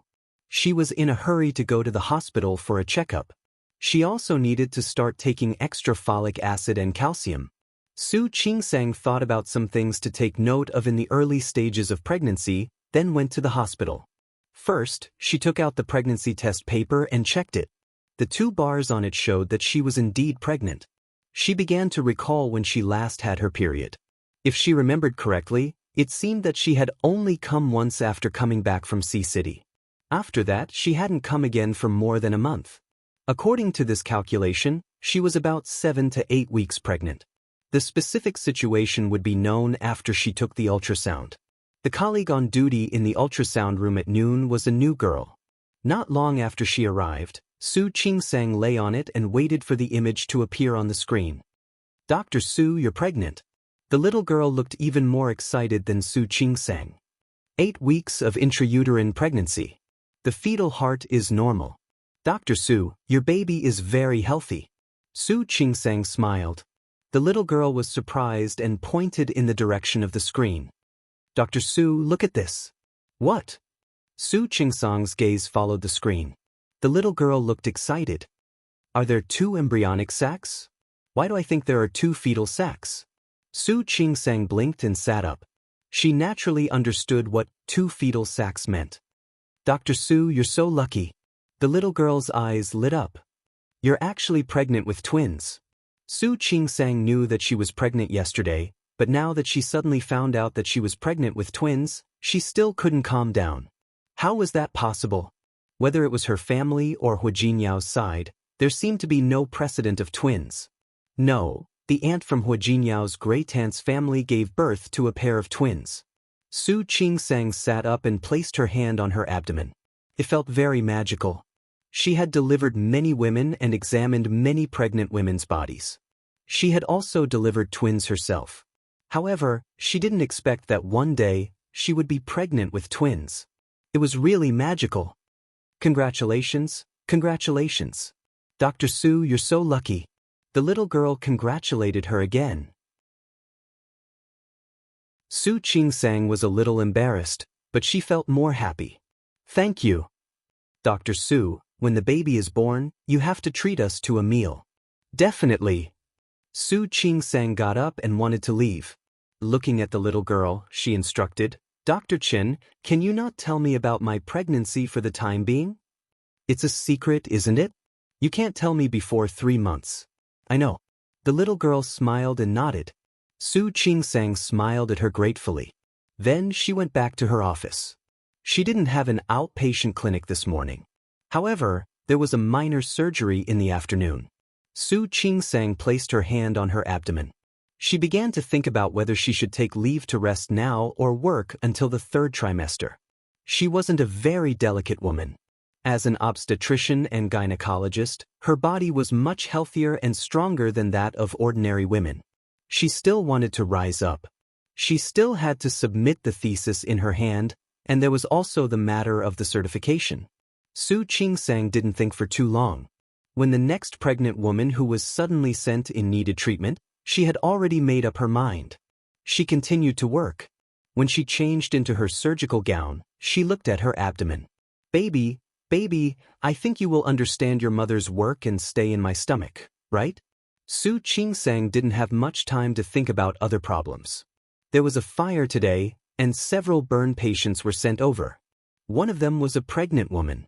When she was sent over, the situation was very critical. Su Qingsang, Sun Huiya, and Shen Lingyun threw themselves into the rescue of the pregnant woman. The degree of burns on the pregnant woman was as high as 30%. However, the child was less than 6 months old. The pregnant woman was very strong. She was afraid that she would hurt the child, so she refused to be anesthetized. Su Qingsang and Sun Huiya couldn't bear to do it. Fortunately, the pregnant woman fainted on her own. Only then were they able to successfully carry out the treatment. The whole process lasted for nearly 5 hours. When Su Qingsang came out of the operating room, the sky had already darkened. She hadn't eaten anything since noon. After coming out of the hospital, Su Qingsang felt tired again. She was really tired. Anyone would feel tired after standing on the operating table for 4 to 5 hours. Not to mention that she was pregnant. Now that she was tired and hungry, she began to think that maybe she should eat something appetizer tonight. Also, she thought about telling Hu Jinyao the news. What would his reaction be if he knew? Would he be happy? Or excited? Or would he be something else that she couldn't think of? She was still thinking about how to say it to be more surprising, but as soon as she walked out of the hospital, she was shocked.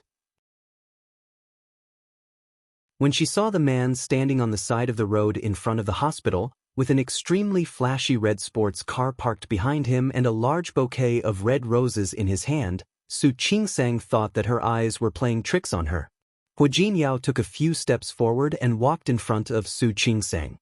He handed the flowers in his hand to her. "Honey, this is for you."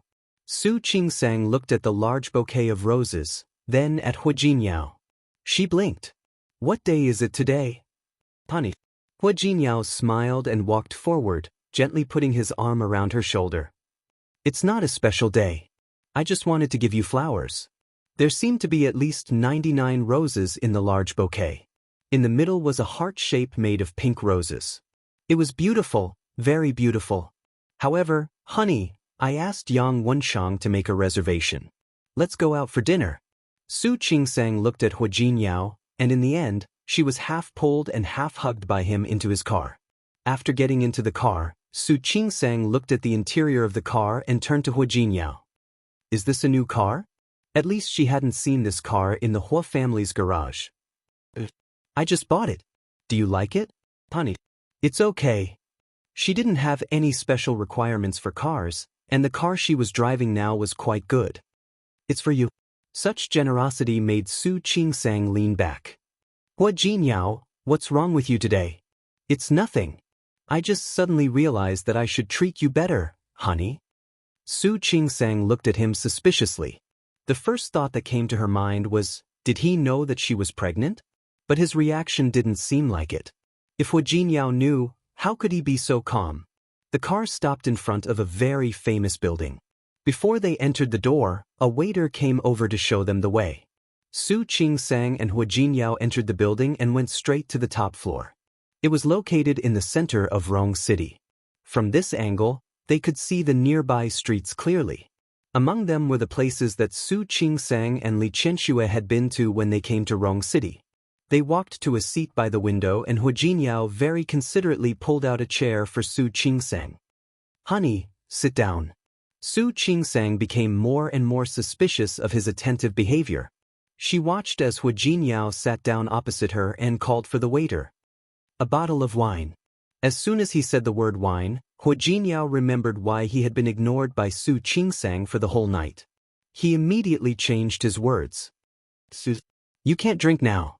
His actions confirmed Su Qingsang's guess. She couldn't help but wonder if the newcomer had sold her out. The last time she was taken away by the police, Hu Jinyao was extremely anxious. Later, he went to the hospital and asked for the phone numbers of all her colleagues in the hospital. He also gave them a copy of his phone numbers. This meant that if anything happened to Su Qingsang in the future, they could call him immediately. Thinking of this, she felt that it was meaningless at all. She blamed the new girl in her heart. Shouldn't it be better for her to tell Hu Jinyao about this kind of thing? "You know all about it?" Hu Jinyao was ordering dishes. Seeing Su Qingsang's expression, he nodded. How could he not know? One drink, and he was given the cold shoulder for a whole day. If he drank again, he might not be able to go to bed for a week. "I know, of course I know." He had promised yesterday, but Su Qingsang still wouldn't let him go. For the first time, Hu Jinyao realized that Su Qingsang could be petty. Do you know half of it or all of it? If he knew that she was pregnant, did he know that she was pregnant with twins? Su Qingsang's expression was a little strange. If he knew everything, his reaction was really too calm. "Of course I know everything." Hu Jinyao wanted to surrender. "Honey, can we not talk about this for now?" Su Qingsang's lips were pursed into a straight line. The joy of being pregnant with twins was gone. Looking at Hu Jinyao's reaction, she suddenly thought of something. In the past year or so, Hu Jinyao had almost always taken precautions. And those few times were also because she had repeatedly requested for him to do so. Not to mention the last time she lost control on the sofa, Hu Jinyao refused to give her a chance again. An extremely terrifying thought flashed through her mind. Hu Jinyao did this today. Could it be that he didn't want this child at all? Her expression was too serious, and Hu Jinyao thought that she was still angry. He quickly finished ordering and poured Su Qingsang a glass of juice. "All right, honey, if you have anything to say, let's talk after dinner, okay?" Su Qingsang glared at Hu Jinyao. "Talk after dinner?" Hua Jinyao, just say it now. What are you thinking? What do you mean? What do you think about this matter? Hua Jinyao's expression was a little strange. It wasn't over yet? Honey, haven't I already made my stance clear? Make it clear. Do you want it or not?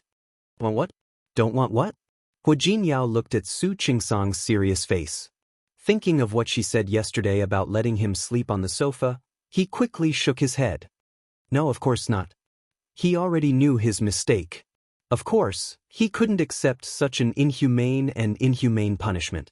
Su Qingsang looked at Hua Jinyao for a long time and finally understood. The roses, the sports car, and today's meal were all preludes. So that he didn't want children. She was so angry that she stood up in a hurry. Honey? Hua Jinyao was shocked by her action. What are you doing? Hua Jinyao. Su Qingsang had always thought that he didn't want children, but she didn't expect Hua Jinyao to have such an attitude. Since you don't want them, then I have nothing to say to you. No, honey, you. Hua Jinyao looked at Su Qingsang, who was about to leave, and quickly stood in front of her. Don't want them? What them? Children. Su Qingsang was a little annoyed at this moment. For a moment, she didn't realize that the two of them were talking about the same thing. Since you don't want children, then what else do I have to say to you? Children? Hua Jinyao was confused. What children? Hua Jinyao, is there any point in pretending to be stupid when you already know? Su Qingsang took out the ultrasound report from her bag. Children are children. A child for both of us.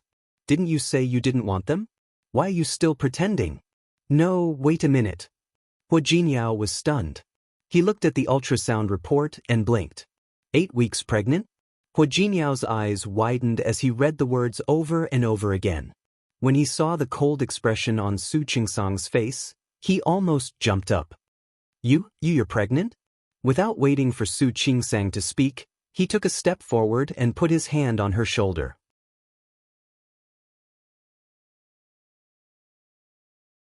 Chapter 627. Hua Jinyao's reaction was a little big. Su Qingsang frowned. She began to feel that something was wrong. You're pregnant, you're pregnant. Oh my God.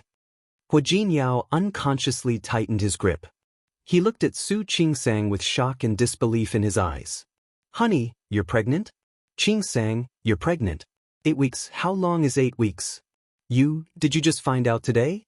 Or did you already know? Su Qingsang crossed her arms in front of her chest. She couldn't understand Hua Jinyao's incoherent reaction. I just found out today. Hua Jinyao blinked and looked at the words, 8 weeks pregnant. He suddenly picked Su Qingsang up and spun her around. Although it was past dinner time, there were still many people in the restaurant. Feeling the gazes of the people nearby, Su Qingsang quickly patted Hua Jinyao on the shoulder.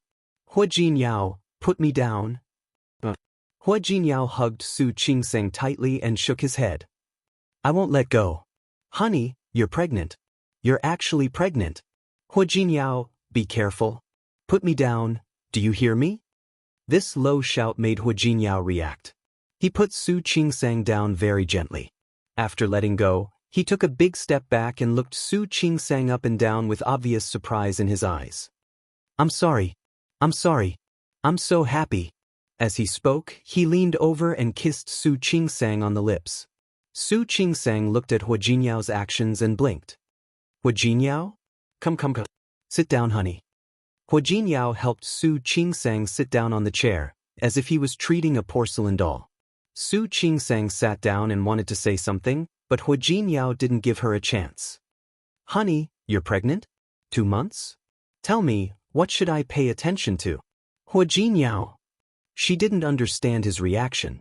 Didn't he know before? No, wait a minute. Hua Jinyao took out his phone and turned on the recording function. He looked at Su Qingsang and said, Come, tell me. I'll record it. Su Qingsang was a little speechless. Was such a silly husband his? Hua Jinyao. Tell me.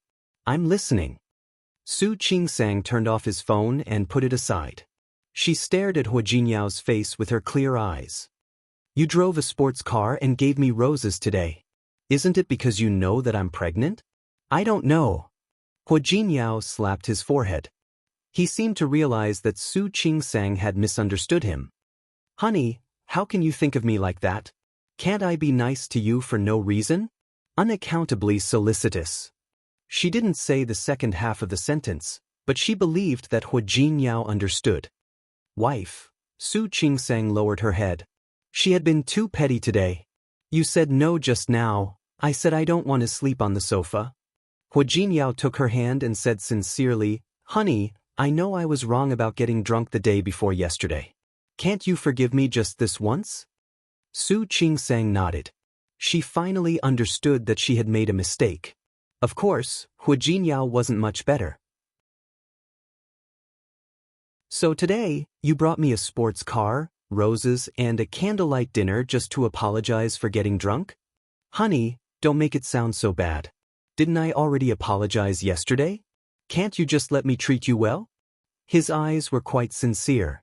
Su Qingsang couldn't help but laugh. Looking at him, who was half squatting beside her, she gently patted him. Get up and sit down. Why are you squatting here? There were still others here. Honey. Hua Jinyao finally calmed down from the excitement he had just experienced. He looked at Su Qingsang and scratched his head. Are you really pregnant? Yes. Su Qingsang nodded. I got it after I came back from Lin City. They didn't use protection twice. It was probably at that time. I'm going to be a father? Yes. Su Qingsang didn't know if it was her imagination, but she felt that Hua Jinyao was a little silly today. Hua Jinyao's next move was even more silly. He stared at her stomach and carefully reached out his hand. Can I touch it? Su Qingsang found it a little funny. In principle, it's not even the size of an egg. You can't feel anything even if you touch it. I know. I just want to touch it. Hua Jinyao rubbed his hands nervously with a very sincere expression. He raised his hands and gently placed them on Su Qingsang's stomach. It was still flat, and there was nothing there. He looked up at Su Qingsang. That's it? This time, Su Qingsang really couldn't help it. Hua Jinyao, that's enough. It hasn't even been 2 months. Hua Jinyao didn't withdraw his hand. He pressed his face against Su Qingsang's stomach. There was no awkwardness or embarrassment on his face because of Su Qingsang's mockery. I don't care. I think you should know. He moved back a little and looked at Su Qingsang's stomach very seriously. Hey, hello. I'm your father. Su Qingsang looked at his silly face and wanted to laugh, but she also wanted to cry. She had always thought that he didn't like children, but she didn't expect his reaction to make her feel very warm and a little touched. There was no response, so Hua Jinyao said it again. Hello, baby. I'm your father. So silly. Su Qingsang pinched his nose and didn't forget to correct the mistake in his words. It's not you, it's you guys. You guys? Hua Jinyao looked up at her with a blank expression. What you guys? It's you guys. Didn't he see it just now? Su Qingsang picked up the checklist and pointed at one of the lines. Do you see it? 2 fetal sacs. What do you mean? Hua Jinyao didn't understand.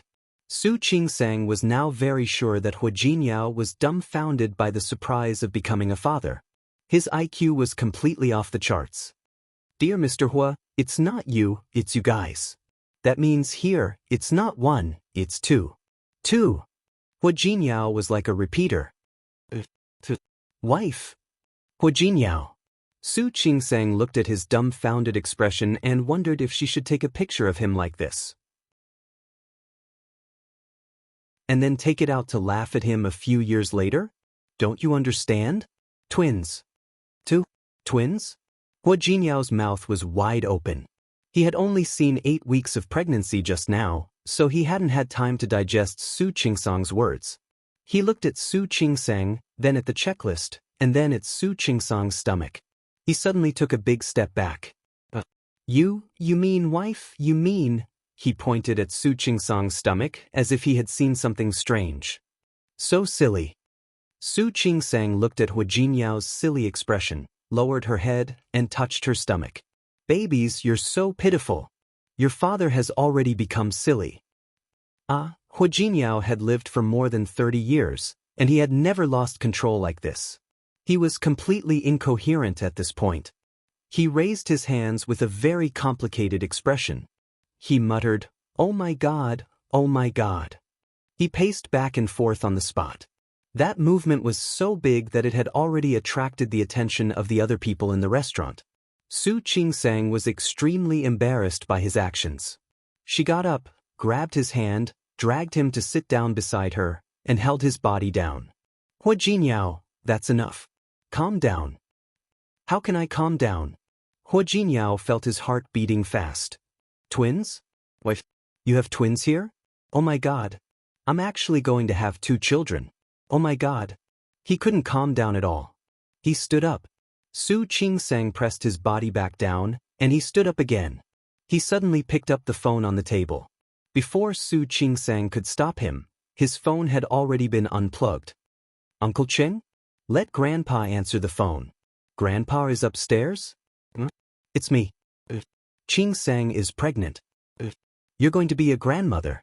Grandpa is going to be a great-grandfather. Qingsang is pregnant." "Pregnant? Mom, let me tell you, Qingsang is pregnant with twins. You know about twins, right? Our family has never had twins. Qingsang is pregnant." His voice wasn't loud, but after the commotion just now, many people nearby looked over. Su Qingsang covered her face, feeling that she had no face to look at other people. She looked at Hua Jinyao like a repeater. She kept repeating those 2 sentences. Qingsang is pregnant. The twins. After hanging up the phone with the Hua family, Hua Jinyao felt that it wasn't enough, so he began to call other people. "Junxing? I'll tell you. My wife is pregnant. Qingsang is pregnant. Twins. Twins. You know, right? My wife is pregnant with twins. Mohan? I'll tell you. Qingsang is pregnant. Qingsang, yes, my wife. Sorry, let me laugh for a while. I'm so happy. She is pregnant. I'm going to be a father. I'm going to be a father of 2 children. I'm amazing, right? That's it. My wife is pregnant with twins. Xianyan? I'm so happy. Let me tell you a piece of good news. Xianying. Xianying, let me tell you. I can't. I'm too happy. Su Qingsang buried her face in the table and felt the gazes from all directions. She decided that she would never come to this restaurant again. Finally, Hua Jinyao finished making the phone call and finished showing off. He couldn't hide the pride on his face. To him, the gazes around him weren't worth mentioning at all. They were all jealous. These people were jealous. Wife, I'm so happy. Su Qingsang didn't want to talk to him anymore. The dishes had already been served. She glanced at Hua Jinyao and asked, "Are you eating?" "Of course." Hua Jinyao put his phone aside. "I'll call after I finish eating." Seeing the hidden disdain in Su Qingsang's eyes, he changed the topic. "Wife, let's eat." "All right. What do you need to eat at this time? Nutritious? Or life? There's nothing here that you can't eat, right? If there is, you have to tell me." "Hua Jinyao." Su Qingsang interrupted his chatter. "Can I make a request?" "Go ahead." He would agree even if it was 10, let alone 1. "Now, shut up and let me eat in peace." "Can I?" Hua Jinyao blinked and was about to speak when Su Qingsang raised her index finger. "Quiet. I want to eat." Hua Jinyao, who was despised by his wife, wasn't angry at all. He supported his chin with one hand and watched Su Qingsang eat. Su Qingsang felt uncomfortable under his gaze. "What are you doing?" "Wife, I find you so beautiful." "Thank you, I got it. Are you ready to eat?" Hua Jinyao began to eat, but as soon as he picked up the knife and fork, he remembered something else. "Wife, can you eat Western food? This salad seems to be cold. Do you want me to help you?" Hua Jinyao, be quiet. Hua Jinyao cut a piece of steak and thought of something else. "Wife, do you think they will fight in your stomach?" "Hua Jinyao, do you want me to remind you that they are still fetal sac?" Did he think she was pregnant with Neza? Hua Jinyao swallowed the steak and thought of another thing. "Wife, do you think they are boys or girls?" "I don't know." Su Qingsang took a deep breath, raised her head, and glared at Hua Jinyao. Her eyes were as sharp as knives. Be quiet. Hua Jinyao felt wronged and shut up, but he had other questions to ask. As soon as his lips moved, Su Qingsang's sharp eyes flew over again. He had no choice but to lower his head and continue eating. If someone didn't know what was going on, they would think that she was bullying him. Su Qingsang's hand that was holding the knife and fork tightened, and she secretly reminded herself. Don't be angry, please don't be angry. You are pregnant. You have to be happy. However, she was so stimulated by Hua Jinyao's silly actions that she forgot about the morning sickness. The meal went smoothly. At least she didn't feel nauseous. After the meal, when Hua Jinyao went to pay the bill, he was told that it was free. The owner of the restaurant knew Hua Jinyao. He had made such a big move just now, so the owner knew. Congratulations, Hua Xiao. Today's meal is on me. Come to our restaurant next time if you have the chance. Thank you. I'll come again next time. Hua Jinyao was in a good mood. He put his arm around her and walked outside. From the moment they got into the car, the smile on Hua Jinyao's face never disappeared. Su Qingsang couldn't stand his silly look. She turned her face to look at the night view of Rong City outside the car window and chose not to look at him. She found that Hua Jinyao was driving very slowly. She couldn't help but glance at him. Yes, less than 20 yards. Hua Jinyao, you're driving a sports car, aren't you? I know. The corners of Hua Jinyao's lips curled up. But I can't drive too fast now. Su Qingsang held her forehead and looked at the cars that overtook her one after another. From time to time, the drivers would glance at her as if she was a retard. She lowered her head and decided to play dead. It took them twice as long as usual to get home. As soon as Su Qingsang and Hua Jinyao got out of the elevator, they saw 3 people standing outside the elevator. Hua Mingguang, Lu Tongjia, and Old Master Hua. Grandpa. Grandpa. Auntie. Su Qingsang was shocked by this lineup. She looked at the time. They rushed over almost as soon as Hua Jinyao called. You're back? Old Master Hua was the first to speak. When he spoke, he looked at Su Qingsang's stomach. Hua Mingguang and his wife were the same. However, Su Qingsang was holding a large bouquet of roses in her hand, which blocked their line of sight. Even so, Su Qingsang still felt uncomfortable. She couldn't help but glare at Hua Jinyao. It was all his fault. Making such a big noise. Lu Tongjia looked at Su Qingsang and said in an unusually gentle tone, How is it? Do you feel uncomfortable anywhere? Su Qingsang shook her head. Hua Jinyao opened the door and let them in. The group of people entered the room. Lu Tongjia watched Hua Jinyao take the rose from Su Qingsang's hand and carefully help Su Qingsang sit down.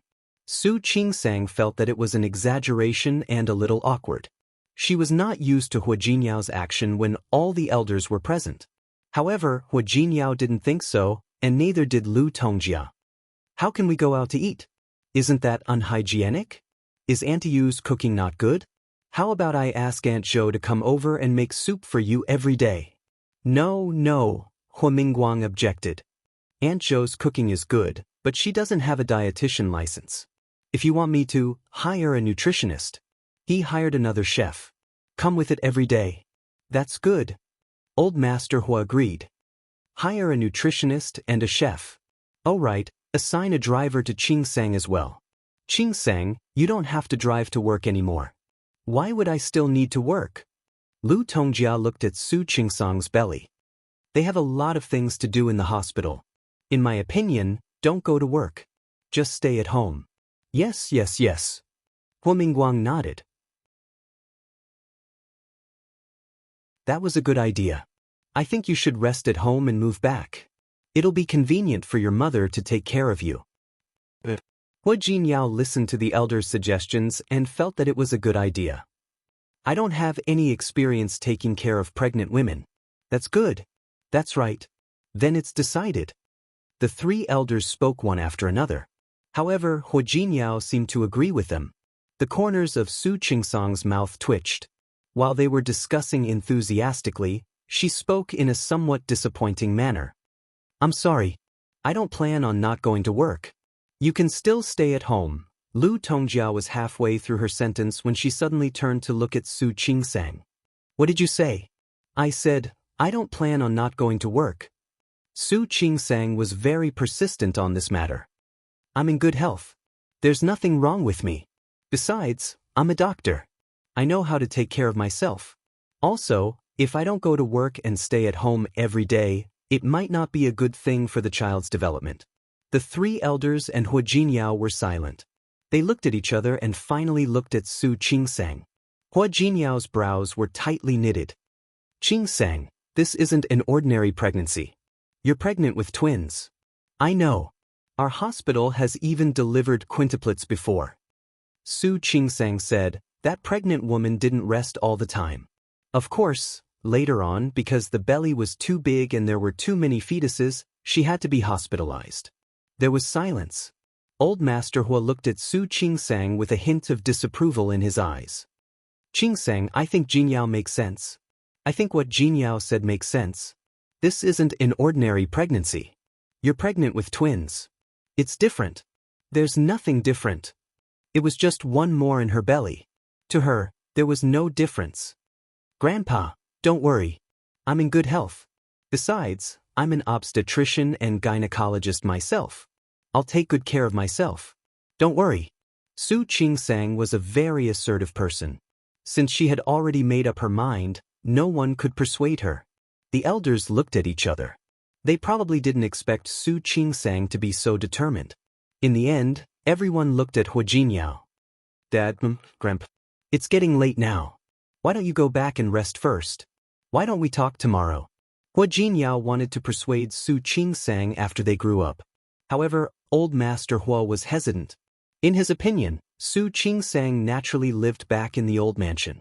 It was best if someone took care of her. In the end, Hua Jinyao finally succeeded in persuading the elders to let them go back first. After sending the elders away, Hua Jinyao turned around and saw that Su Qingsang was no longer in the living room. Hua Jinyao thought that she had gone back to her room, but in the end, he found her in the study. Hua Jinyao went up nervously. I heard that computers have radiation. You should stop working, right? The Earth has a large magnetic field, and it has radiation. Su Qingsang still had some papers to finish yesterday, and there were still some materials to sort out. Pani. Hua Jinyao squeezed into her chair and sat down with her. You're already pregnant. You don't have to work so hard. As for the thesis and the test, we can talk about it later. Hua Jinyao. Su Qingsang was squeezed to the point that there was no room for her. Hua Jinyao simply picked her up and let her sit on his lap. She patted his arm helplessly. First of all, I'm a doctor, and I'm an obstetrician. I know better than you what I can and can't do. Second of all, it's not even 3 months yet. As I said, it's only 2 fetal sacs. Even if they're a little older, the right amount of exercise will make it easier for me to give birth. Do you understand? So, please don't be so nervous. I'll say it again. I'm a doctor. After Su Qingsang finished speaking, she didn't have the patience to talk to him anymore. All right, you can go out now. Let me finish my work, okay? Hua Jinyao. Su Qingsang didn't expect that the whole hospital would know that she was pregnant the next day. Yesterday, Hua Jinyao had waited for her at the entrance of the hospital. Many people had seen it, and some had even taken photos and posted them on the hospital's internal forum. All the colleagues in the hospital knew that Su Qingsang was married well. Not to mention anything else, Hua Jinyao had come to the hospital a few times. He had been on TV and was a celebrity in Rong City. The moment he did that yesterday, the little girl in the ultrasound room started gossiping on the forum. Su Qingsang was pregnant, and they were twins. So, Hua Jinyao did that yesterday to celebrate his wife's pregnancy. When Su Qingsang entered the hospital, she received envious gazes from all her colleagues and endless blessings. It made her feel embarrassed. When she entered the office, Sun Huiya also came over. She congratulated her repeatedly. She said that no obstetrician in the hospital had ever given birth to twins. She was the first. Su Qingsang felt like she was surrounded by people the whole day. That feeling was really not something she was used to. Surrounded by a group of colleagues to congratulate her, she took the initiative to treat them to dinner tonight.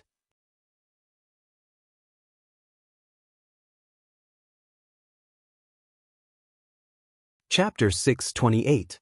In the cafe opposite the hospital, Su Qingsang and Su Qinghui sat face to face. Su Qinghui looked a little more haggard than 2 days ago. Su Qingsang didn't know why he asked her to come. She thought Su Qinghui had returned to Lin City. "Dad? What can I do for you?" These words were really quite polite. The other party was her father. Couldn't he come to her for no reason? Su Qinghui naturally heard it and looked a little embarrassed. "Nothing. I have a plane ticket back to Lin City tomorrow, so I wanted to come and see you." "Thank you." Su Qinghui looked at his daughter in front of him. Su Peijian looked like his mother, but Su Qingsang and Su Yusen looked like him. Su Yusen looked more like Li Qianxue. The shape of Su Qingsang's face was actually a bit like Li Qianxue's. He lowered his head and thought of what he had overheard when he entered the hospital. "I heard that you're pregnant?" Su Qingsang glanced at him. She didn't expect him to know about this. "I'm pregnant." She didn't want to hide it. Since he already knew, there was nothing she couldn't say. It was a good thing anyway. But Su Qinghui couldn't find anything else to say. When I went to your hospital just now, I heard your colleagues discussing it. I think they said it's twins?" "Yes." That's great." Su Qinghui didn't know what else to say. "I've never taken care of a pregnant woman before. I don't know what you need to eat or use at this time." "You, Dad, I'm a doctor." Su Qingsang looked at his embarrassed look, but her mood didn't change. "I know how to take care of myself. Don't worry." Su Qinghui nodded repeatedly. He thought of another thing. "Does your mother know you're pregnant?" "Not yet." Su Qingsang didn't have time to say. "I ate out yesterday and didn't video call my mother. I'll tell her today." Su Qinghui nodded. His lips moved and he wanted to say something, but he stopped in the end. There was silence again. Su Qinghui picked up the coffee in front of him and took a sip. The black coffee was a little bitter. "Qingsang." "Yes." "Can I come to see you when your child is born?" "Why not?" It was the first time that Su Qingsang had seen Su Qinghui being so cautious. "You're their grandfather. Of course, you can visit them." Su Qinghui's expression changed a little because of her words. He lowered his head and felt complicated. "I went to see Peijian yesterday." Su Qinghui couldn't help but feel emotional when he thought of his daughter, whom he had doted on for more than 20 years, ending up like that.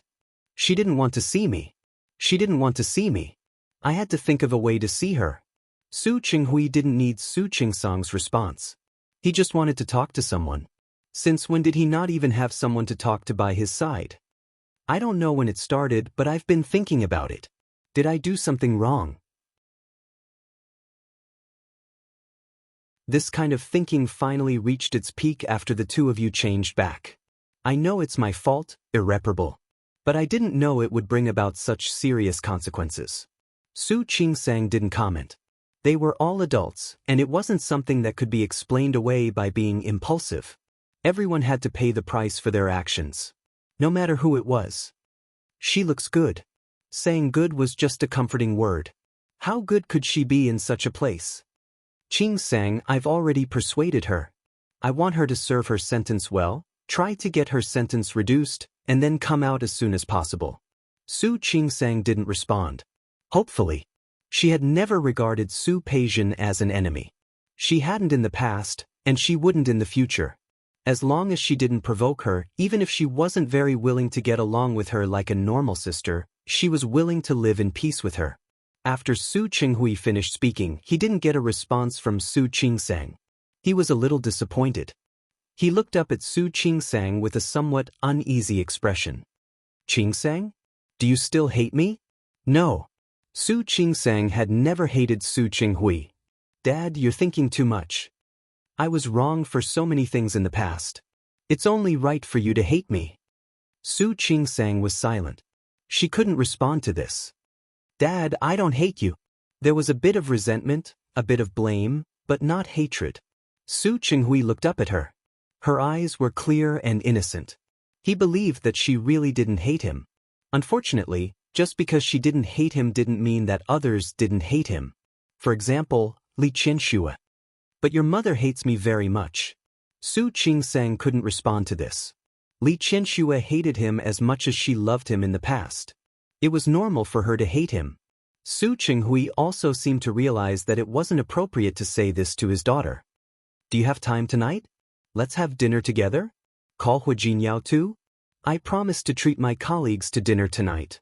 Su Qinghui looked disappointed. Su Qingsang lowered her head, thought for a moment, and added, They're all colleagues in our department. If you don't mind, why don't you come together? Su Qinghui's eyes lit up. He looked at Su Qingsang in disbelief. Qingsang, Hu Jinyao will come too. My colleagues are all very nice and usually take good care of me. They're all very happy that I'm pregnant this time. That's why I said I'd treat them to dinner. It's my duty, it's my duty. Then will it be inconvenient? No. It's not inconvenient. When Hu Jinyao saw Su Qinghui in the evening, he was a little surprised. He glanced at Su Qingsang, who was greeting her colleagues, into the private room. Everyone in the department had come, and the big table was full. Hu Jinyao, Su Qingsang, and Su Qinghui sat at the top. This was Tang Mohan's family's property, so the environment and dishes were not ordinary. When the others saw Hu Jinyao, they were a little restrained at first, but they soon let go. Hu Jinyao had previous experience, so he didn't drink a drop of wine. Su Qinghui, on the other hand, ate a lot. He toasted every colleague of Su Qingsang, thanking them for taking care of Su Qingsang, and asking them to continue to take care of her in the future. Su Qingsang looked at Su Qinghui's actions and didn't say anything. She just scooped a bowl of soup for Su Qinghui when he sat down. That was a casual gesture. Su Qinghui looked at her, but his eyes were a little hot. The meal was a happy one for both the host and the guest. Hu Jinyao was very sober, but Su Qinghui drank too much. In the end, Hu Jinyao and Su Qingsang sent him back to the hotel. Hu Jinyao held the hairdryer and dried Su Qingsang's hair. Her eyes were half closed, as if she was enjoying his service. Are you tired? She didn't move much today. How could she be tired? Why is your dad here today? He came to me in the afternoon and heard about my pregnancy. He asked if I was free to have dinner with him tonight. He said he was going back to Lin City tomorrow, so I called him. Hu Jinyao could guess that was probably the result. I thought you hated him. I don't. She looked at Hu Jinyao in the mirror. Why do you all think I hate him? You don't hate him. Only when you have expectations for a person will you hate him. If you don't have expectations for a person, you won't hate him. Su Qingsang's hair was almost dry. She turned to look at Hu Jinyao. Why does my mother hate my father so much? It's because she always had expectations for my father. She thought that one day she could move my father and make him fall in love with her. That's why she hated him so much when she knew that my father couldn't love her and would only hurt her. But I'm different. Ever since I was a child, I never had expectations for my father. Perhaps there was, but it had been too long. That kind of expectation disappeared without a trace in the end. I always knew that the person he liked the most was Su Peijian, then Yusin. So, after I tried a few times, I gave up. I knew that he would never put me in the same position as Su Peijian in his life. I also knew that I would never put him in the position of a father in my life. Because I didn't have expectations, no matter what he did, I wasn't surprised. At most, it's a little uncomfortable. After all, even being treated like that by a stranger would be a little uncomfortable. But it's only a little uncomfortable. Once it's over, it doesn't matter anymore. After all, she didn't care that much about Su Qinghui's thoughts. So, it wasn't about whether she hated him or not. Hu Jinyao didn't say anything. He bent down and gently hugged Su Qingsang, placing his hand on her abdomen. Su Qingsang felt his movements and put her hand on his. It was still flat. Hu Jinyao, I think we will definitely be a very good pair of parents. Right? She wouldn't let her children grow up like her. She believed that Hu Jinyao wouldn't let them grow up like he did when he was a child. Of course. Hu Jinyao looked at her attentively, feeling the temperature of her abdomen. We are different from our parents. We are different from them. Her and Hu Jinyao's children would definitely receive a lot of care and love. Li Qianxue also knew about Su Qingsang's pregnancy. She was so happy that she said she would fly to Rong City to see her. Not only did she come, but old Master Li and Su Yusin also came.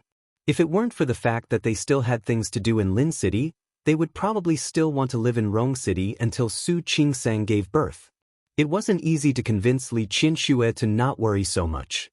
After sending Li Qianxue off, Su Qingsang focused her energy on the examination at the end of the month. This was the disadvantage of being a doctor. Every year, she had to submit papers and take various examinations. She was so busy that she slowly ignored the discomfort in her body. Hu Jinyao was very worried about her, but she refused to rest and insisted on continuing to work. He had no choice but to hire a nutritionist at home and specially told Auntie Yu to follow the nutritionist's instructions. Lu Tongjia and Old Master Hua also came to see them from time to time, but Su Qingsang herself didn't have any awareness of being pregnant at all. She did what she had to do. She didn't skip any outpatient or surgery. Time passed by for another half a month, and Rong City entered September. Su Qingsang's pregnancy had already passed the first 3 months. It was considered stable. Hu Jinyao didn't feel at ease letting her be happy now, even if she repeatedly said that many people still drove until they gave birth. He was the one who drove her to and from work every day. Su Qingsang couldn't argue with him, so she had no choice but to agree. One morning, Su Qingsang went to the bathroom to vomit again. She had been fine for the past month, and there was no sign of vomiting at all. Hu Jinyao thought that the previous time was a coincidence, but in the past few days, he realized that he was overthinking. "Why are you vomiting like this?" Hu Jinyao stood behind Su Qingsang and gently patted her back with one hand. "You were fine for the past month, weren't you?" Su Qingsang didn't speak. She was feeling very uncomfortable and didn't have the time to speak. She actually roughly knew why. When Li Qianxue came to Rong City, she didn't want her to worry. Therefore, she suppressed the thought of vomiting. Later, she was busy with her exams and writing her thesis. She was distracted by foreign affairs, so naturally, her attention was diverted. She had just handed in her thesis yesterday. If there were no accidents, it would probably pass. When one relaxed, the body's reaction naturally came. "I asked Auntie Yu to cook porridge this morning. Can you eat it now?" Ever since Su Qingsang got pregnant, Hu Jinyao had asked Auntie Yu to stay with him. As long as she was at home, he would let her cook 3 meals a day. Su Qingsang nodded. She couldn't not eat. She got up to eat, but just as she picked up the bowl and ate a few mouthfuls, the nausea made her rush to the bathroom again. She vomited even more than before. From that day on, Hu Jinyao realized that Su Qingsang's hard days had come. She almost vomited everything she ate. No matter how bland the food was, she would vomit it after eating it. Hu Jinyao saw this and was extremely anxious. "Why don't we go to the doctor?" Hu Jinyao looked at Su Qingsang, whose face was pale from vomiting. He really didn't know how to stop her from vomiting or make her feel better. Su Qingsang lay in front of the toilet and waved her hand. She was really uncomfortable now. She had reached the point where she could vomit even when drinking water. Wife? She had been vomiting like this for a week. In just a few days, she had lost a lot of weight. Not only had she lost weight, but her face had also lost all color. Su Qingsang stood up and supported herself with one hand in front of the bathroom counter. She looked at Hu Jinyao and said in a very weak voice, "Hu Jinyao, I'm a doctor myself. You want me to see a doctor? But how can you do this?" Su Qingsang rinsed her mouth. She didn't expect her morning sickness to be so severe. "Let's eat first. You've already vomited like this. Are you sure you can still eat?" "If I can't eat, I'll force myself to eat. If I really can't, I can only go to the hospital for an infusion." Su Qingsang said it very calmly, but Hu Jinyao felt his heart ache. He never knew that pregnancy was so hard. Previously, Su Qingsang didn't vomit after that day. He thought it was just an occasional occurrence. But this week, he realized that he had rejoiced too early. Su Qingsang returned to the dining table and looked at the dishes on the table. She still had no appetite. Seeing her like this, Hu Jinyao wanted to say that he should just give up the child. "It's okay. I'll try again." Su Qingsang picked up the bowl as she spoke. She forced herself to drink the bowl of porridge. Huo Jinyao looked at her nervously. Seeing that she had finished the bowl of porridge, he didn't even have time to breathe a sigh of relief before Su Qingsang stood up again and headed towards the bathroom. This time, Huo Jinyao's face turned green. He followed her to the bathroom and found that Su Qingsang had vomited everything she had just eaten. Huo Jinyao really couldn't calm down now. Su Qingsang was indeed very uncomfortable. Her instincts shouldn't be something she could control. She wanted to vomit no matter what she smelled. Anything she smelled made her stomach turn. She waved her hand, and her face was extremely pale. She had hardly eaten anything serious for the past week. Huo Jinyao reached out to help her. She didn't refuse. The two of them returned to the sofa in the living room and sat down. Auntie Yu came out of the kitchen and saw Su Qingsang like this. Her heart ached. What should we do? Madam can't eat anything. Why don't I make you some egg custard? Su Qingsang waved her hand. Don't bother. I don't have an appetite. Madam, you can't do this. You're not alone. There are 3 of you. Auntie Yu also knew that Su Qingsang was pregnant with twins. She had been fine for the past half a month, but she had vomited like this in the past few days. Her heart ached when she saw it. Su Qingsang knew, but she really couldn't eat. She looked at the time and didn't go to work today. I'll go back to my room and sleep for a while. You're not eating breakfast? I'll vomit it out even if I eat. Su Qingsang didn't expect the child to be so good at tormenting her. She went back to the bed and lay down. Huo Jinyao followed behind her and watched her sleep with a face full of worry. After leaving the room, Huo Jinyao called others one by one. Even if Su Qingsang was a doctor, doctors didn't treat themselves since ancient times. Perhaps she still had to find someone else for her problem. Lu Tongjia came not long after receiving his call. She saw the worry on Huo Jinyao's face. She ran to see Su Qingsang. She was still asleep. After she got pregnant, she was more sleepy than before. Previously, she had to take the exam and write the thesis, so she forced herself to be energetic and busy.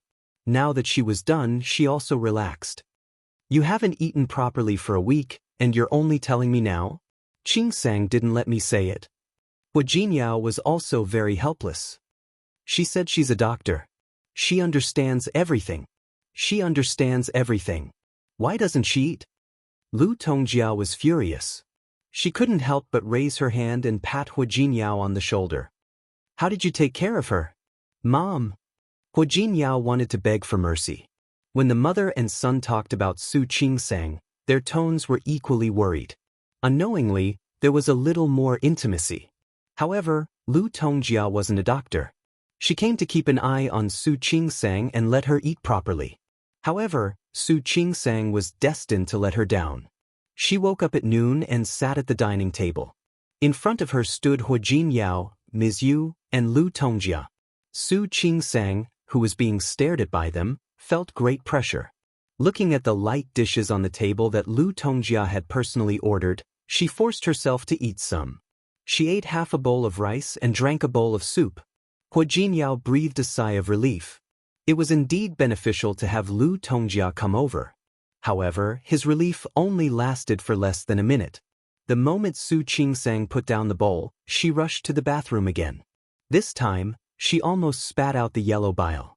When she came out of the bathroom, her legs were weak, and she felt indescribably weak. Wife. Qingsang. Madam.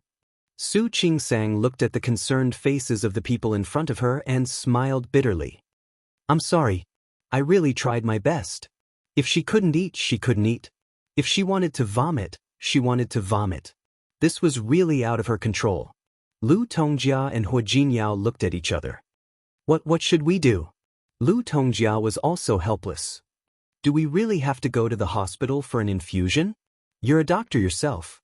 You should know that it's not good for your health. Of course, Su Qingsang knew that. She shook her head and said, No infusion. I'll endure it for a while. I'll eat it later. She was a doctor and knew many ways, such as ginger juice and applesauce. She had tried it 2 days ago.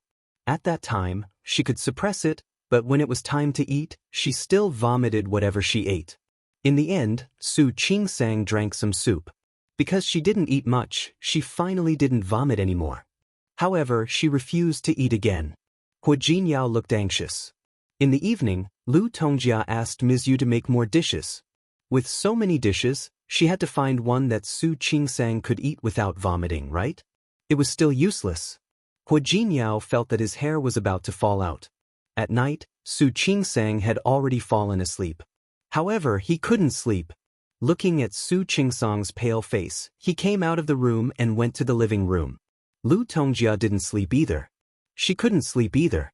Su Qingsang's reaction in the past few days was really worrying.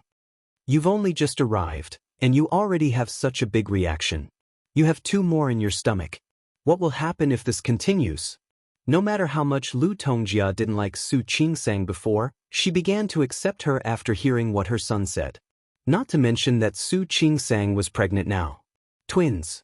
The happier she was before, the more worried she was now. Hua Jinyao sat still. Lu Tongjia didn't like him like this. She patted the back of his hand and said, "Think of a way." But what could he think of? He tried his best to coax Su Qingsang to eat every day.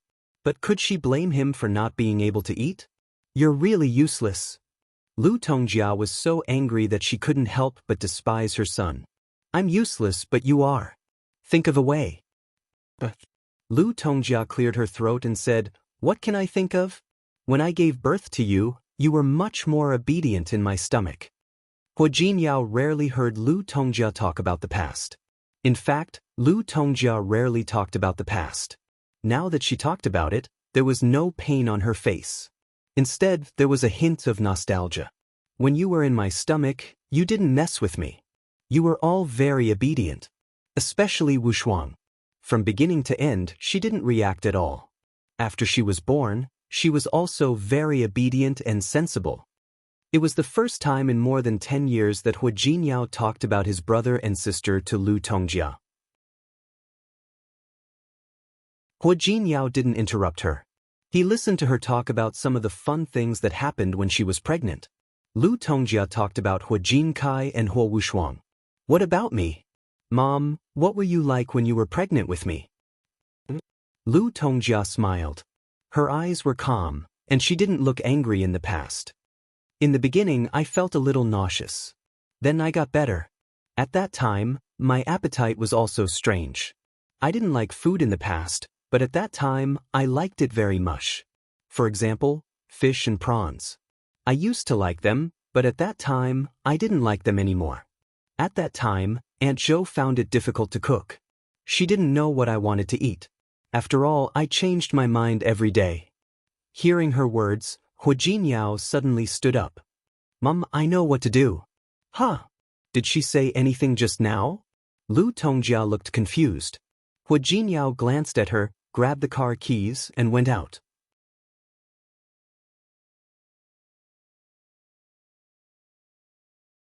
Chapter 629.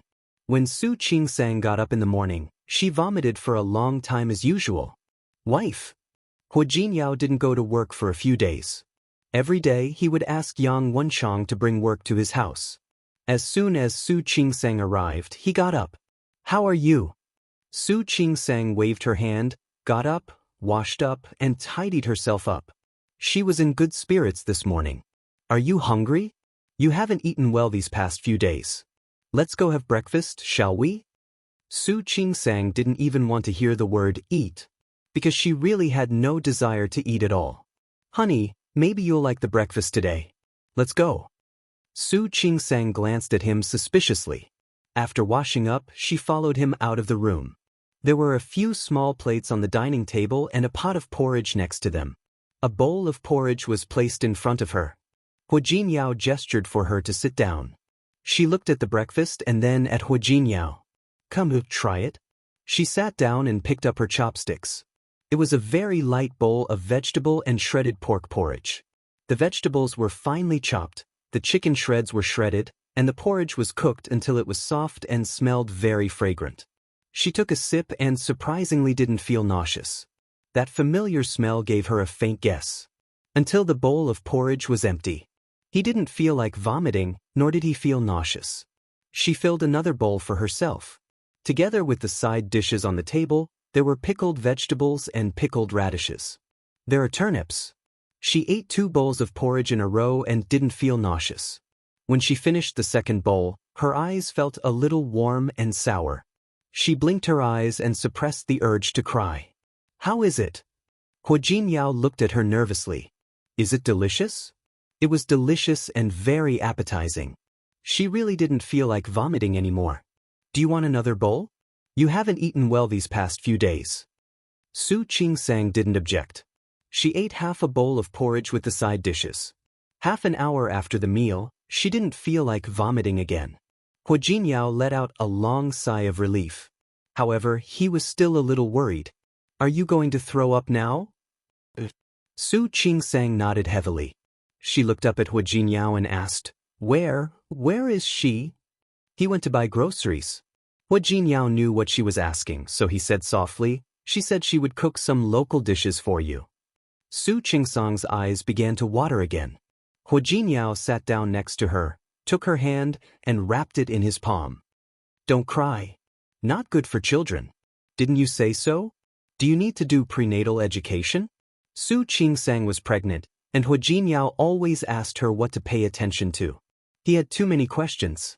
One by one, he thought of another. Su Qingsang didn't know how to answer him. She went to the hospital and found 2 manuals for pregnant women for him to read. Hua Jinyao didn't know anything before. Only after reading a book did he know that prenatal education was required when the child was still in the womb. I'm not crying. Su Qingsang sniffled. She just wanted to cry. You told her? Su Qingsang didn't ask again. She tasted the porridge on the table and knew that it was Xiang Caiping's cooking. At that time in Lin City, she had always made some local specialties for her to eat. At that time, Xiang Caiping thought that she wouldn't like it and was nervous for a long time. Every time she wanted to help her cook, she would ask for her opinion first. Later, when she saw that she wasn't picky and really liked to eat, she slowly let go of her courage. She made more and more. Su Qingsang put down her chopsticks and glanced at Hua Jinyao. When did she come? She came early this morning. Hua Jinyao went to find Xiang Caiping last night and told her about Su Qingsang's pregnancy. Xiang Caiping was a little surprised that Su Qingsang was pregnant. In the past, she had mentioned it so many times in Lin City, but she didn't see Su Qingsang pregnant. Now that they had nothing to do with each other, she was pregnant. She didn't say anything, nor did she express anything. Hua Jinyao had no choice but to tell her the truth. He said that Su Qingsang was pregnant and vomited everything she ate. She had lost a lot of weight and hadn't eaten properly for a few days. At that time, Xiang Caiping only asked him to come back first. He thought that she didn't want to come to see Su Qingsang and didn't want to help. He didn't expect Xiang Caiping to come early this morning. She made those dishes last night and brought them over. She came over early this morning to make the porridge. Su Qingsang looked up at him. Why did you think of looking for her? She had always thought that Hua Jinyao didn't want to see Xiang Caiping. It's all because of you. I really have no choice. Su Qingsang vomited everything she ate. He had tried all kinds of methods. She was a doctor herself, but she couldn't cure her morning sickness.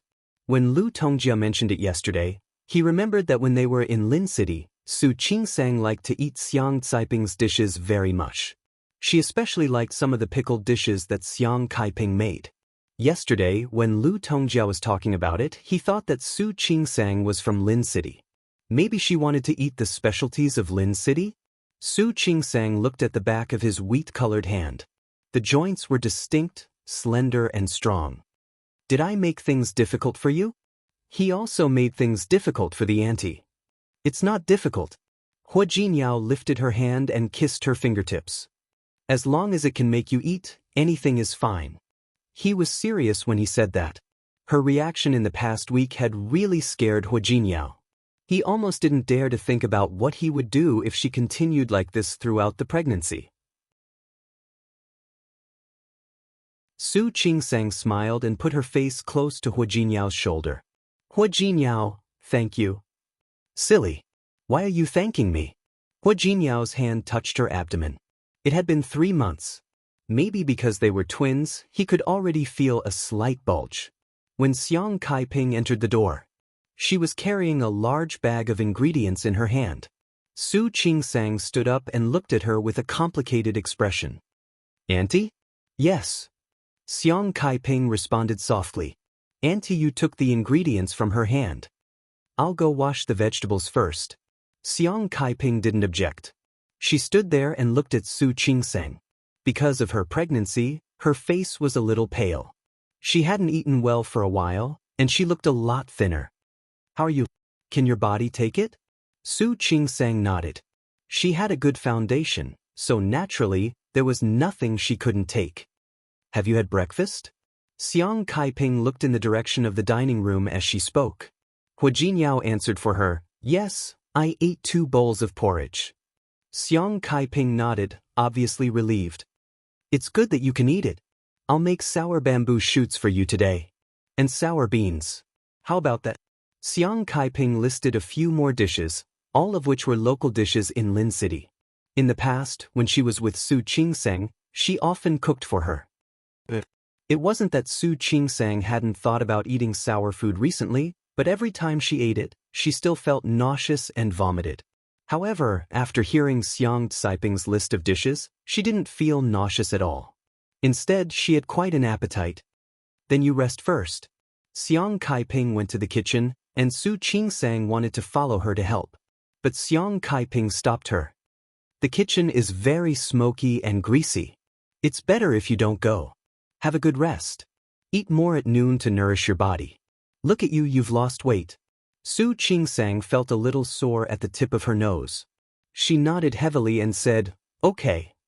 Xiang Kaiping didn't say anything else and went to the kitchen to help. After she left, Su Qingsang reached out and hugged Hua Jinyao, rubbing her face against his chest. Annie is so nice. Yeah. No matter what, Su Peijian was sent to prison by him. But now that Xiang Kaiping was willing to come, even Hua Jinyao had to admit that he might have been a petty person before. Lu Tongjia went to the old house early in the morning. Originally, she wanted to ask Aunt Zhou to help. However, when she brought Aunt Zhou over, Su Qingsang was already sitting at the dining table. Xiang Kaiping was afraid that she wouldn't be able to eat again, so she made 7 or 8 dishes. They were all light appetizers. They were very homely dishes, but Su Qingsang's appetite was very good. She ate 2 bowls of rice in a row. She didn't vomit after eating, which made everyone else feel relieved. Lu Tongjia didn't know Xiang Kaiping, so she thought that she was a chef hired by Hua Jinyao. Especially at this time, Xiang Kaiping was wearing an apron. Her face, which looked a little old and haggard because of Su Peijian's imprisonment, had not recovered. It was no wonder that Lu Tongjia misunderstood. You're good at cooking. Qingsang likes your dishes so much. You should stay. Xiang Kaiping was stunned. Before she could say anything, Hua Jinyao spoke. Mom. He didn't say anything unnecessary. One look made Lu Tongjia understand that Xiang Caiping's identity might not be ordinary. Mom, you eat first. After eating, we'll go buy some things. Qingsang needs them later. Lu Tongjia understood that her son had something to say to her, so she didn't refuse. Under Su Qingsang's invitation, she sat down and tasted Xiang Caiping's cooking. To be honest, compared to the chef at home, it was really average. However, it was already very good that Su Qingsang was willing to eat it. After eating, Hua Jinyao took Lu Tongjia away under the excuse of buying things and sending Aunt Zhou home. Aunt Yu went to clean up the dishes. Su Qingsang looked at Xiang Kaiping and said apologetically, Auntie, am I right? Jinyao's mother didn't do it on purpose. It's okay. Xiang Kaiping had experienced so many things over the years, so she didn't mind this kind of thing. It's not a big deal. The two of them sat on the sofa, facing each other in silence. Xiang Kaiping tried to find something to talk about. I went to see Peijian again last month. Thinking of Su Peijian, she finally looked better. She looks good, better than before. I don't know how she got over it. I heard that she's doing very well in prison. She has the education and the ability. The school in the prison said that she would be a teacher to teach the female prisoners. I think she's much more energetic than before. Really? That's good. To be honest, she knew Su Peijian's ability. After all, she was a person who had been raised by Li Qianxue and Su Qinghui. I think it's good too. She didn't say these things. It was the prison warden who said it. He said that as long as Su Peijian can continue like this, it's not impossible to reduce her sentence. Xiang Kaiping lowered her head and twisted her hands together. Actually, I don't think about reducing her sentence now. I just hope that she can get over it and be good. Don't worry, Auntie. Peijian is a very smart person. She knows what's best for her. I think she will do well and try to reduce her sentence as soon as possible. She looked at Xiang Kaiping in silence. Su Qingsang reached out and held her hand. Her hand was no longer white and delicate. There were already fine lines. She felt a little sorry for her. Auntie, thank you. Jin Yao and I didn't take care of you about Peijian. I'm sorry. There's nothing to be sorry about. Xiang Kaiping had also gotten over it. Everyone bears their own responsibility. This is Peijian's own fault. She can't blame anyone else. I've also gotten over it. If she doesn't go in with her stubborn personality, she might do more extreme things. That's good. Is that so? Lu Tongjia heard Hua Jinyao's words and didn't expect that. In that case, Xiang Kaiping is a broad-minded person. Hua Jinyao nodded. It's a pity that she was unlucky. She had such a daughter. As for Su Qinghui, he was an elder and Su Qingsang's father, so he didn't comment. But if you do this, your mother-in-law will be unhappy, right? Lu Tongjia immediately thought of this. Your mother-in-law has been at odds with Xiang Kaiping for so many years, but now you let Xiang Kaiping take care of Qingsang. Isn't that bad? For example, she takes care of Qingsang on the surface, but secretly. She wasn't being mean. In fact, if she were Xiang Kaiping, she would never want to see Su Qingsang and her husband. Auntie isn't that kind of person. You may know a person's face, but you don't know her heart. Besides, even if she has good intentions, what if your mother-in-law finds out? Have you ever thought that it might be another conflict? I've thought about it. How could Hua Jinyao not think about it? I've thought about it. How could Hua Jinyao not have thought about it? But I have no choice now. You saw it too. In the end, Qingsang treated Auntie differently. Qingsang is willing to eat the food she cooks. I don't have the mood to care about what my mother-in-law thinks now. I just want Qingsang to eat well. That was true. Lu Tongjia still felt that it was inappropriate. Fortunately, Li Qianxue was in Lin City and not in Rong City. If one day she came to see Su Qingsang like she did last time, it would be wonderful. They might bump into each other. Who knew what would happen then? Lu Tongjia didn't have time to worry about what Li Qianxue would think if she found out. At night, she began to realize that something was wrong. During dinner, Xiang Kaiping cooked a few of Lin City's specialties. The dishes were really ordinary, but Su Qingsang loved them. She didn't vomit much that day, and she didn't feel nauseous. In the evening, Xiang Kaiping specially made a hot and sour soup and stir-fried diced meat with the pickled bamboo shoots left over from lunch. Su Qingsang liked the two sour dishes very much. When she sat down, she asked Lu Tongjia and the others to eat together. Auntie, you sit down and eat too. When she called her auntie, Lu Tongjia realized what was going on. Su Qingsang had been calling her auntie for nearly a year because she didn't want to admit her identity before. Now that Xiang Kaiping was here, Su Qingsang also called her auntie. Who knew who she called her auntie? Su Qingsang also realized it. She looked at Xiang Kaiping and said, "Auntie Xiang, eat." That was the difference. However, Lu Tongjia's expression wasn't very good. She looked at Su Qingsang and wanted to say something, but she hesitated. In the end, she could only eat in silence. The atmosphere was a little awkward. After dinner, Lu Tongjia was going back to the old house. Su Qingsang could eat now and wouldn't vomit again, so she didn't have to worry so much. "Auntie, you're going back?" Since she was pregnant, Lu Tongjia had taken good care of her. Su Qingsang glanced at Hua Jinyao and said, "You send Auntie back." "No need, there's a driver. Let him stay and take care of you." Lu Tongjia didn't leave immediately after she finished speaking. She stood in the living room and stared at Su Qingsang. Su Qingsang felt uncomfortable under her stare and didn't know what she was going to do. Lu Tongjia looked around. Auntie Yu was cleaning up in the kitchen. Xiang Kaiping stayed in the guest room and went back to her room. There were only her, Hu Jinyao, and Su Qingsang in the living room. She cleared her throat, her expression a little serious. You're already 3 months pregnant. Don't you have to think about some things? Think about what? What did she have to think about? Lu Tongjia suppressed the embarrassment in her eyes and her voice became a little stiff. The problem of how the child will be called after the child is born. The problem of how the child will be called after the child is born? Su Qingsang didn't quite understand and subconsciously looked at Hu Jinyao. However, Hu Jinyao didn't understand either. Lu Tongjia clenched her fists and released them again, forcing herself to look indifferent. The child in your stomach is my grandson or granddaughter, right? They're born and call me grandma, but you're still calling me auntie. What do you want others to think? Su Qingsang blinked and looked at Hu Jinyao again. Why are you looking at him? Lu Tongjia's voice was a little cold. You're going to give me a grandson. Do you still want to call me auntie? Su Qingsang finally understood what was going on.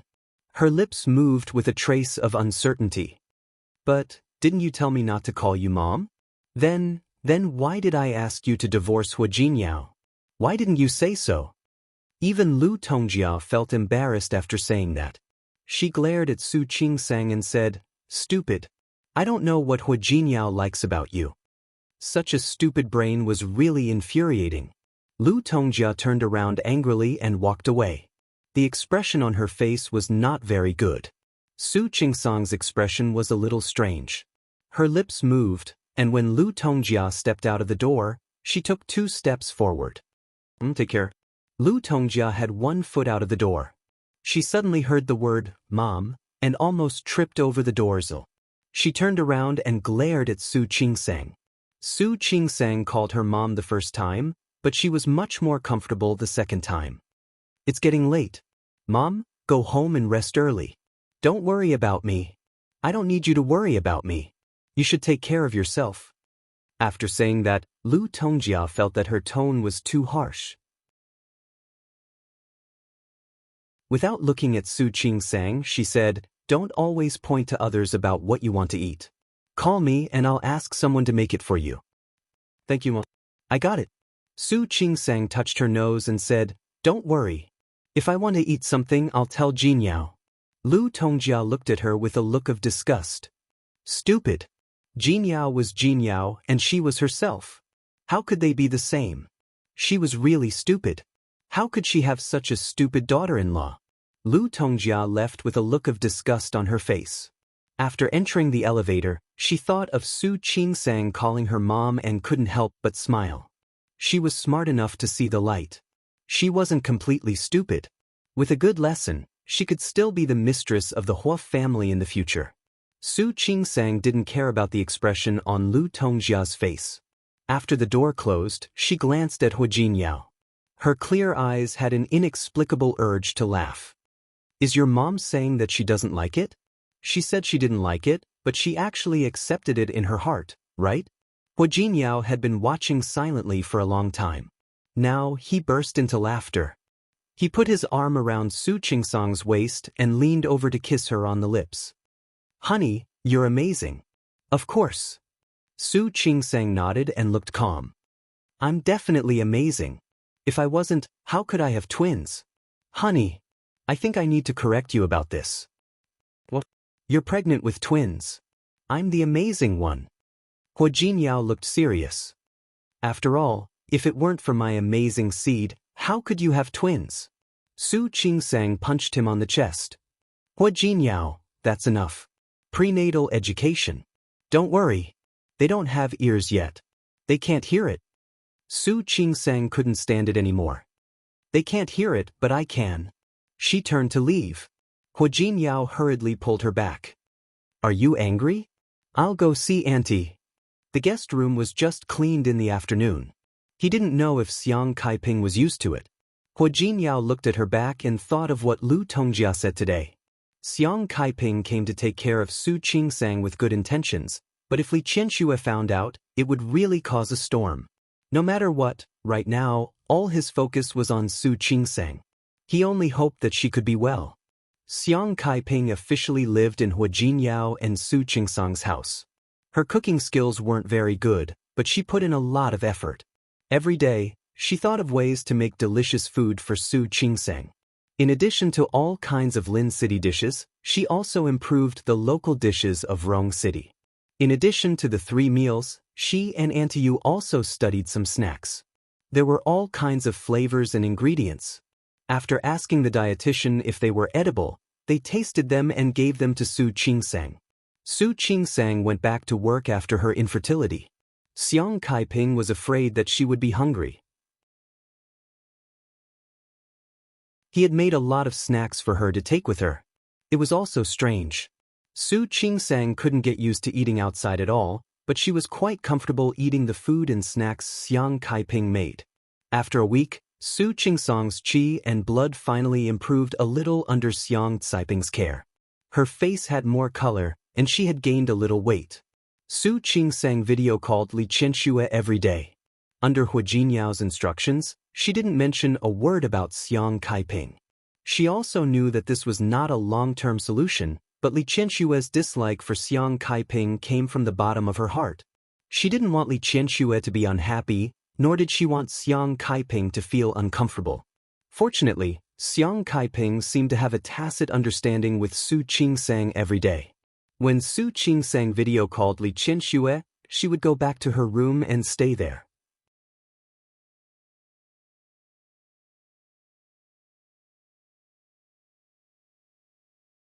Chapter 630. Su Qingsang entered the department with a bag in her hand. It was the dessert that Xiang Kaiping had prepared for her. Qingsang. Ling Fei touched her arm and clicked her tongue. I feel like I'm pregnant when you're pregnant. I've gained 1 kilogram in just 1 week. Su Qingsang brought these snacks to the hospital every day. It would be fine if she didn't bring enough. The problem was that Xiang Kaiping knew that Su Qingsang was at work. She couldn't let Su Qingsang do less. She would only let Su Qingsang bring Su Qingsang to the hospital after she had done a lot. In addition, Hua Jinyao had given her all kinds of seasonal fruits, so she could eat them whenever she wanted. There was now a cabinet in the hospital dedicated to Su Qingsang's snacks, and it was often full. It was impossible for Su Qingsang to eat so many snacks and fruits, so she successfully benefited the other colleagues in the department. It was not just their department. Even the pediatrics department downstairs knew that the gynecology and obstetrics department upstairs had the most snacks. Sometimes, some doctors downstairs and upstairs would come over for some snacks. That's right. Yang Lu complained, I've gained 3 pounds. As she spoke, she pinched her lower abdomen. His face was full of resentment. If he didn't eat it, he wouldn't be able to endure it. If he ate it, he would get fat. What a dilemma. Su Qingsang looked at them and wanted to laugh. How can it be so exaggerated? It's that exaggerated. Ling Fei looked at the small cake that Su Qingsang had brought over today and said helplessly, Qingsang, if I keep eating like this, I'll probably end up like a pig. There was a faint smile on Su Qingsang's face. She had also gained a little weight. She didn't know how much, but she could feel that her face was a little chubbier and her clothes were a little tighter. Recently, she had started to change into her sports clothes. To be honest, Xiang Caiping's culinary skills could only be considered average. However, she was very clever and often had some ingenious ideas when it came to making snacks. Recently, she had even learned how to bake some snacks and made more of them. When she was done, she asked Su Qingsang to bring them to the hospital and share them with other colleagues. Su Qingsang was in good spirits today. When she got up in the morning, she had a big appetite. He ate 2 bowls of porridge. He even ate a bowl of wontons. Last time, Xiang Kaiping made some wontons. The wontons she made were different from those on the streets. She was used to thinking up clever tricks. For example, mushroom powder was added to the wonton filling. She bought dried shiitake mushrooms, ground them into powder, and put them into the wonton. The wonton filling had the fragrance of shiitake mushrooms, but it wasn't too greasy. Coupled with the fact that the broth was cooked, it tasted especially good.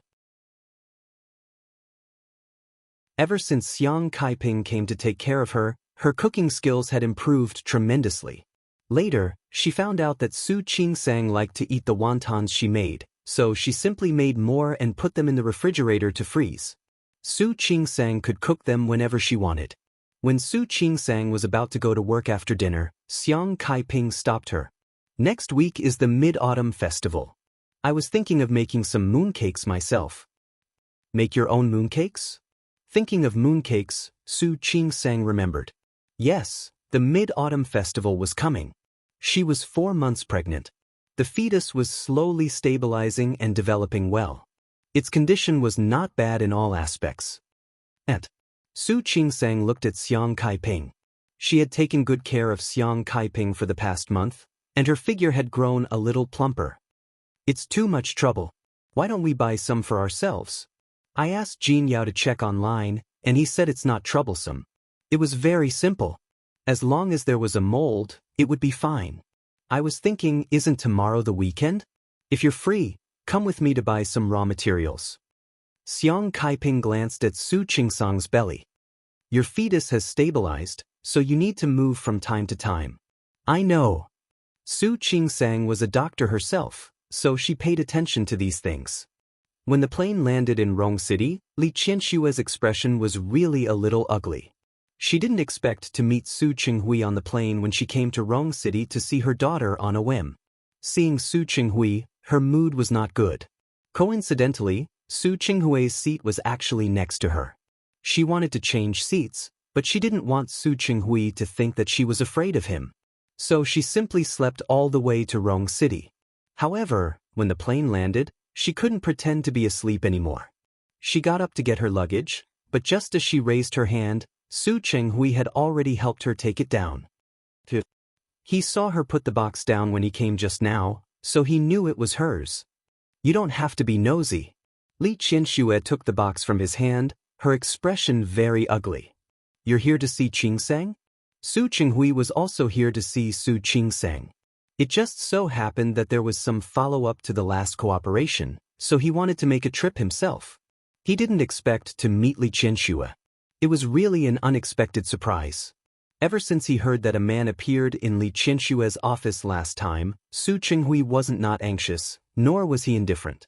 He looked for her several times, but Li Qianxue ignored him. She didn't answer the phone, and she didn't see him. She didn't reply to his text messages. Her attitude was too firm. Su Qinghui was distressed, but he didn't dare to be too rash. He didn't expect that they would meet on the same flight. It was really fate. Li Qianxue didn't intend to respond to Su Qinghui's words, but he didn't give up and followed behind her after she left. Su Qinghui's footsteps were less than 5 steps behind Li Qianxue, and then it became 3 steps. Li Qianxue saw him following her from the corner of her eye, so she suddenly turned around. Her sharp eyes swept across Su Qinghui's face without hesitation. Why are you following me? I'm not following you. Isn't this the only way out of the airport? Is that so? Li Qianxue took a step to the side. Then you can leave first. No need, I'm not in a hurry. Li Qianxue naturally wasn't in a hurry either. She stood there without moving and stared at Su Qinghui, as if waiting for him to give in first. However, Su Qinghui was very patient. At this moment, there was no sign of him leaving first. There were other people behind her. Feeling the surrounding gazes, Li Qianxue was very angry and nodded hatefully. Good, very good. She didn't believe that when she left the airport, he would still be able to follow her. The VIP passage wasn't long. When Li Qianxue left the airport, the car she had arranged had already arrived to pick her up. The driver put her luggage in the car. Li Qianxue got in the car, and Su Qinghui, who was next to her, actually got in as well. Su Qinghui, what are you doing? Qingsang should have been pregnant for a few months. It's a good time for me to visit her, Su Qinghui said calmly. You should also be going to visit Qingsang, right? You don't mind if I hitch a ride with you, do you? I mind. Li Qianxue didn't give Su Qinghui any face at all. Get out of the car. I mind. I don't want to see you stay in my car. Then I'm really sorry. Su Qinghui rarely acted like a rascal. The car I called didn't come, so I'll have to trouble you. Su Chenghui. Li Qianxue looked at the driver in front of her. Without thinking, she raised the partition in the middle and turned to glare at Su Chenghui. There was a hint of anger in his deep voice. What do you want? I've said it before. I don't want to see you. Qianxue. Su Chenghui knew that Li Qianxue wouldn't forgive him easily, but he had no other choice. If being shameless could make Li Qianxue change her mind, then he didn't mind doing the things he hated and was most unwilling to do in the past. Qing Sang is your daughter, and also my daughter. She's pregnant now. Isn't it normal for me to visit her? Li Qianxue pursed her lips into a straight line. She couldn't accept Su Chenghui's statement at all. Su Chenghui, I really don't know when you started treating Qing Sang as your daughter. You don't have ulterior motives, do you? Qianxue? Su Chenghui knew that he no longer had any credibility in Li Qianxue's heart. However, he still felt a little uncomfortable when he heard her suddenly criticize him like this. Li Qianxue didn't care about him. The car continued to move forward. She turned her face away and didn't look at Su Chenghui. She didn't chase him away again, which made Su Chenghui heave a sigh of relief. Looking at Li Qianxue's beautiful side profile, his heart was moved. He was a normal man. In the past, because of his self-righteous hatred for Li Qianxue, even if he had needs, he would rather solve it himself. But one day, after recognizing his own feelings, he couldn't continue like this anymore. He often thought of Li Qianxue, thinking of her sleeping beside him for more than 20 years. In fact, many times he would wake up in the middle of the night and look at Li Qianxue's sleeping face. However, at that time, he needed to constantly hypnotize himself that this woman was someone he hated and that he wouldn't be interested in. But now, he didn't need to hypnotize himself. He often thought of Li Qianxue. Now that she was in front of him, Su Chenghui subconsciously raised his hand and drew the outline of Li Qianxue's side profile in the air. His gaze was too eager, and his hand unconsciously moved forward a lot. Feeling that she was being watched, Li Qianxue quickly turned her face. As a result, her lips unexpectedly bumped into his finger. Li Qianxue suddenly stepped back a little. Su Chenghui, don't go too far. I'm sorry. The warm and soft touch on his fingertips disappeared, and Su Chenghui sighed in his heart. It was a pity. How long had it been since he last touched her lips? Stay away from me. She didn't need his apology. She just needed this man to stay away from her. I can't do it. Su Chenghui's body leaned forward slightly. Looking at the anger in Li Qianxue's eyes, he sighed softly in his heart. Qianxue, I can't help myself when it comes to you. Li Qianxue wouldn't believe his nonsense at all. She pushed him hard and said, Su Chenghui, either you stay away from me, or I'll make you get out of the car right now. Choose one of the two. After saying this, she moved her body a little closer to the car window. She wanted to stay away from Su Chenghui. An hour later, Li Qianxue's car stopped in front of Su Qingsang's apartment. Just as she was about to get out of the car, she suddenly saw a scene that shocked her very much. Yesterday, Su Qingsang heard from Xiang Kaiping that she was going to buy ingredients to make mooncakes, so she accompanied her to go shopping today. She didn't have much interest in mooncakes. She would just eat some during the Mid-Autumn Festival. However, Xiang Kaiping was obviously very serious. The two of them got up early in the morning, picked out the ingredients, and went together. Hua Jinyao had something to do at the company today, so he didn't go with them. After Su Qingsang bought the ingredients, she asked the driver to send them home. At that moment, she was asking the driver to carry the things down from the car one by one. Young mistress, do you want me to help you carry them up? No need. We can do it ourselves. It wasn't that heavy, and there was an elevator. Xiang Kaiping wasn't delicate. She was used to doing this. Su Qingsang also felt that it was okay to carry some things.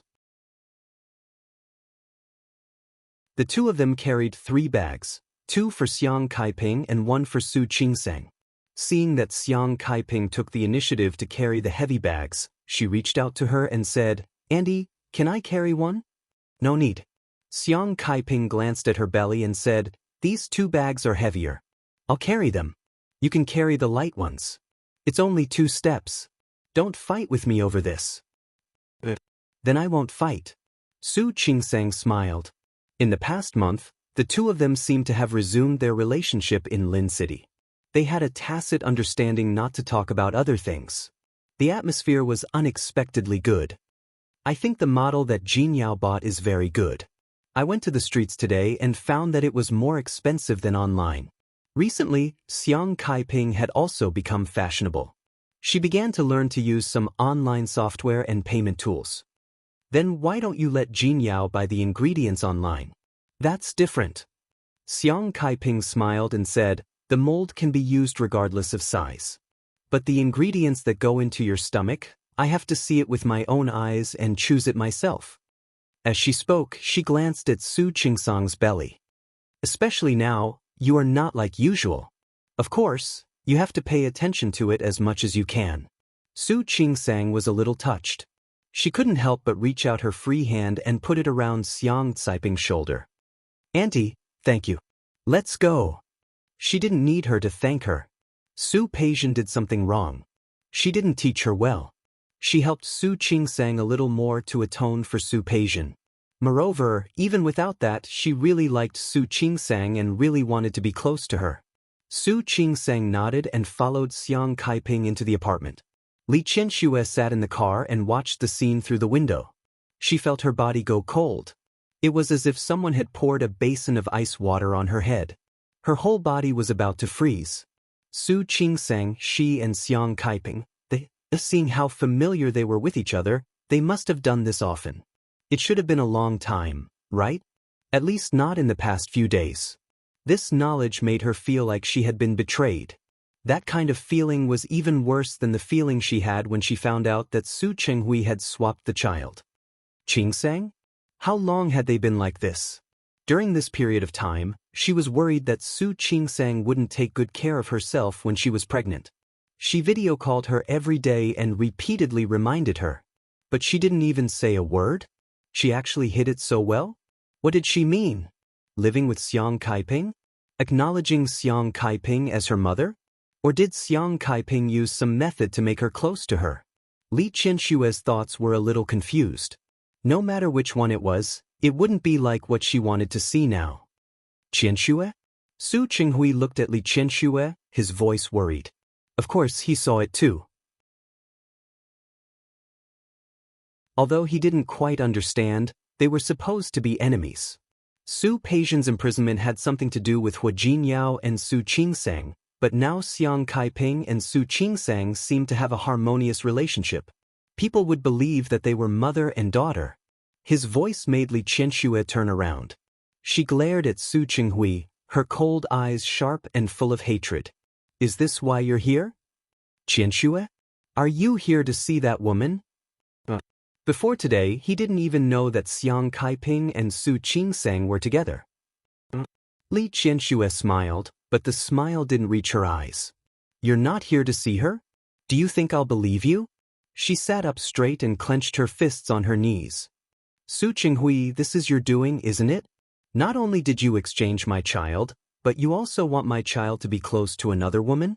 Qianshue, I didn't, Su Chenghui. Li Qianshue didn't believe a single word. You're amazing, you're really amazing. You know what I don't like, so you just want to let it happen, right? Qianshue, calm down. She was so agitated that Su Chenghui was extremely worried. He wanted to hold her in his arms and comfort her. However, Li Qianshue was already on the verge of exploding. How can I calm down? Li Qianshue waved his hand away. How can I calm down? You saw it too, Qingsang is my daughter. But now she's going to become someone else's daughter. And the culprit who caused all this was him. It was him, Su Qingsang. No, that's not right. She's already become someone else's daughter. Li Qianshue felt uncomfortable, as if her heart was being pricked by needles. She caressed the position of her heart, feeling very uncomfortable. Su Chenghui's heart ached for Li Qianshue like this. He reached out and held her shoulder. Qianshue, calm down. Qingsang is your daughter. No one can take her away. Can't take her away? Li Qianshue waved his hand away. She wanted to step back, but there was a car door behind her. She lowered her head and shook it gently. Why can't I take her away? That person is none other than Xiang Kaiping. For Xiang Kaiping, Qing Sang would rather not acknowledge me. Do you know that? Qian Xue, Qing Sang has already acknowledged you, hasn't she? Don't even think about it. Li Qianshue's mood was obviously a little off. She didn't listen to Su Qinghui at all. She didn't like herself like this, nor did she like this situation. She had a slight obsessive-compulsive disorder. She was used to letting everything go according to her will. However, in this life, the biggest defeat she had ever tasted was given by Su Qinghui. He wouldn't cooperate with her at all, and it was impossible for him to do what she wanted. What about now? Her daughter was actually the same. Su Qingsang and Xiang Kaiping were talking and laughing like a real mother and daughter. However, even if the two of them video called each other every day, she had never seen Su Qingsang so relaxed.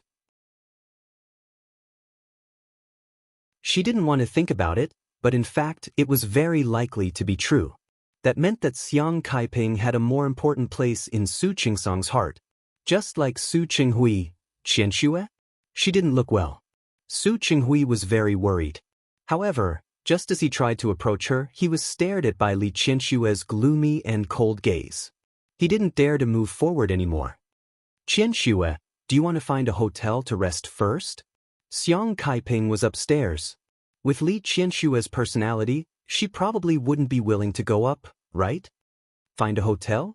Li Qianshue seemed to have just reacted to his words. She looked at Su Qinghui, and the corners of her mouth curled up in a mocking smile. Why should I stay in a hotel? This is my daughter and son-in-law's house. So what if I want to go up? Qianshue? Was it really okay for her to go up like this in her current state? What? Are you afraid that I'll go up? At this moment, Li Qianshue had returned to the way she was when Su Qinghui had a falling out with her a long time ago. Cold, sharp, and always with a mocking expression on her face. Su Qinghui, are you afraid? Are you afraid that I'll go up and cause trouble for your old lover? Seeing Su Qinghui frown, Li Qianshue's tone also became colder. Su Qinghui, I'm really going up. I'd like to see how you plan to stop me today. Qianshue, calm down. Even if you want to go up, you have to figure out the situation first. Maybe it's not what you think? If it's not what I think, then what is it? Li Qianshue didn't want to see Su Qinghui. She really wanted to go upstairs and ask Xiang Kaiping. Su Qingsang was her daughter, and also Xiang Caiping's. How dare she show up at Su Qingsang and Hua Jinyao's house like this? She had never been such a sharp person before, but to her, Xiang Caiping's existence was that thorn in her heart. Every time she saw it, she felt conflicted and uncomfortable. Now, she thought that this thorn had been removed and that it had left her life.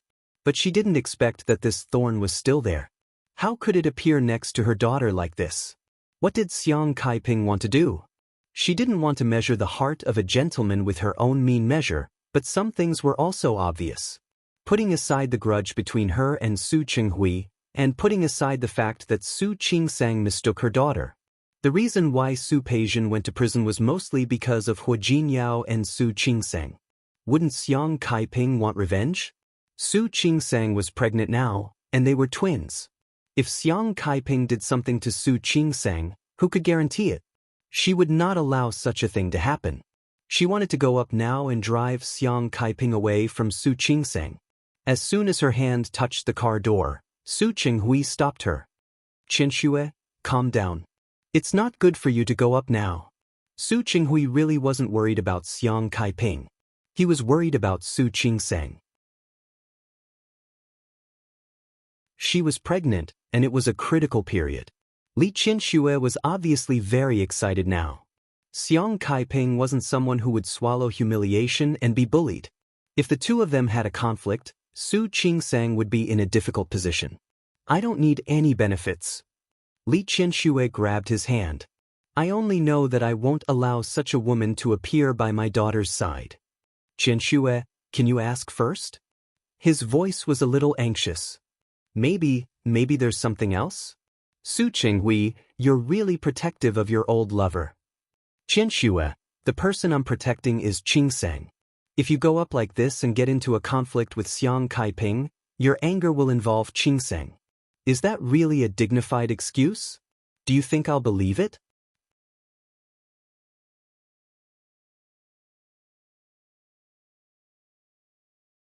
Chapter 631.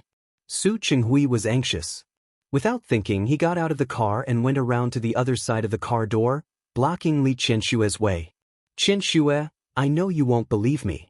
I also know that in your heart, I am a person without credibility. But now, you don't even know what's going on. You're saying that Xiang Kaiping is trying to steal your daughter. Even if you're unhappy, shouldn't you investigate it first? Do we still need to investigate? Li Qianshue glared at Su Qinghui. This is Qing Sang and Hua Jinyao's home. What is she doing here? What do I need to investigate?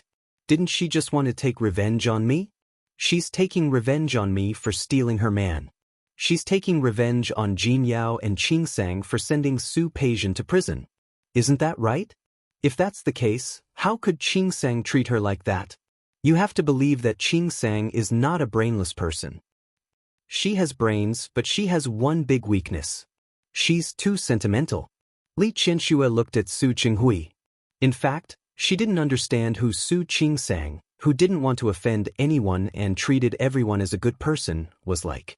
Su Qinghui took a step forward and put his hand on Li Qianshue's shoulder. Qianshue, you know that Qing Sang values relationships. What are you trying to do by directly approaching him like this? Drive Xiang Kaiping away? Haven't you thought about Qing Sang? I'm really not speaking up for Xiang Kaiping. I just want to tell you that if you go up like this, you'll put Qing Sang in a difficult position. She's making things difficult for me too. Li Qianshue waved his hand away. Her face was full of displeasure. Su Qinghui, get out of the way. Qing Sang is pregnant. Su Qinghui pressed on her shoulder again. I'm begging you, okay? Calm down first. Even if you want to chase Xiang Kaiping away, can you wait until Qing Sang isn't around? Li Qianshue glared at him. There was a fire burning in her chest that couldn't be quelled. His chest heaved up and down a few times before he finally nodded heavily. All right, I'll wait. She turned around, opened the door, and got in again. Su Qinghui got in the car as well. Get down. Li Qianshue didn't look friendly to him at all. I don't want to see you. Qianshue. Su Qinghui tried to shake her hand, but she avoided it. He sighed softly. Do you think it's more appropriate for me to ask? Just let me help you this once, okay? Help me? Or help your old lover? Li Qianshue's words had never been polite. Ever since the divorce, she had never been polite to Su Qinghui. Su Qinghui was helpless, but he didn't want to refute anymore. Qianshue, time will prove everything. Su Qinghui's eyes looked so sincere that Li Qianshue could even see herself in them. His gaze made Li Qianshue, who had wanted to mock him, shut up. She turned her face away and refused to look at him again. The car stopped at a nearby hotel.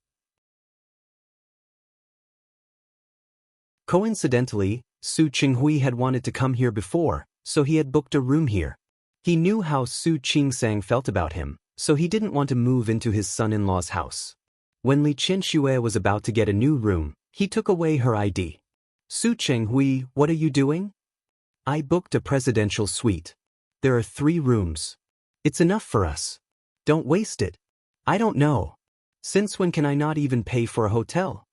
Li Qianshue sneered and reached out to take the ID in Su Qinghui's hand. Qianshue, I'll go find Qing Sang tomorrow and ask her what's going on. If you stay here, won't you be the first to know the news? Su Qinghui admitted that he had selfish motives. In the past half a year, Li Qianshue had been eager to stay far away from him. He knew that he deserved it, but he still hoped that he could have more opportunities to get close to Li Qianshue. I can also know if I stay in the room next to yours. Li Qianshue reached out to him persistently. Give it back to me. Qianshue. The receptionist was still looking at them. Su Qinghui put her ID in his pocket and handed his to the receptionist. Hello, I'll take the key. Su Qinghui. Li Qianshue was always elegant, and she didn't want to lose face in front of others. She approached Su Qinghui and said in a low voice that couldn't hide her anger, That's enough. Don't think that just because I'm not going to look for Qing Sang now, I'll do as you say. I know. Su Qinghui had already been a rascal too many times today, so he didn't mind being a rascal again. I know you're doing this for Qingsang's sake. Then let's do it again. After getting the key, he put his arm around Li Qianshue's shoulder and took her upstairs without a care for anything else. Li Qianshue's expression was stiff until she entered the room. She stood at the door and refused to go any further. Su Qinghui walked in front of her and stood still. He raised his hand and placed it on the door behind Li Qianxue. Li Qianshue's body instinctively stepped back. Her hand was on the handle of the suitcase, and her body was slightly stiff. Qianxue, I won't do anything. You don't have to worry. I have nothing to worry about. Li Qianshue's expression didn't change. Because of Su Qinghui's words, she actually relaxed. She gently pushed him, walked past him and walked inside. After all, you once said that everything about me makes you sick. You're not interested in me. Su Qinghui felt that he had been hit by another arrow. He looked at Li Qianshue's slim and elegant back, and a hint of bitterness appeared on his face. If he could go back in time, he would definitely wake up Su Qinghui, who had said those nonsense words. Li Qianxue entered the door and changed her clothes. She found Su Qinghui sitting in front of the floor-to-ceiling window in the living room. He looked out of the window in a daze. Hearing the sound of Li Qianxue going out, he stood up. Qianxue? Where are you going? Li Qianxue stood up straight and her gaze was slightly cold. Does it have anything to do with you? Qianxue, Su Qinghui, let me remind you that we're divorced. Su Qinghui followed behind her. Are you going to eat? Why don't we go together? No need. Li Qianxue didn't stop walking.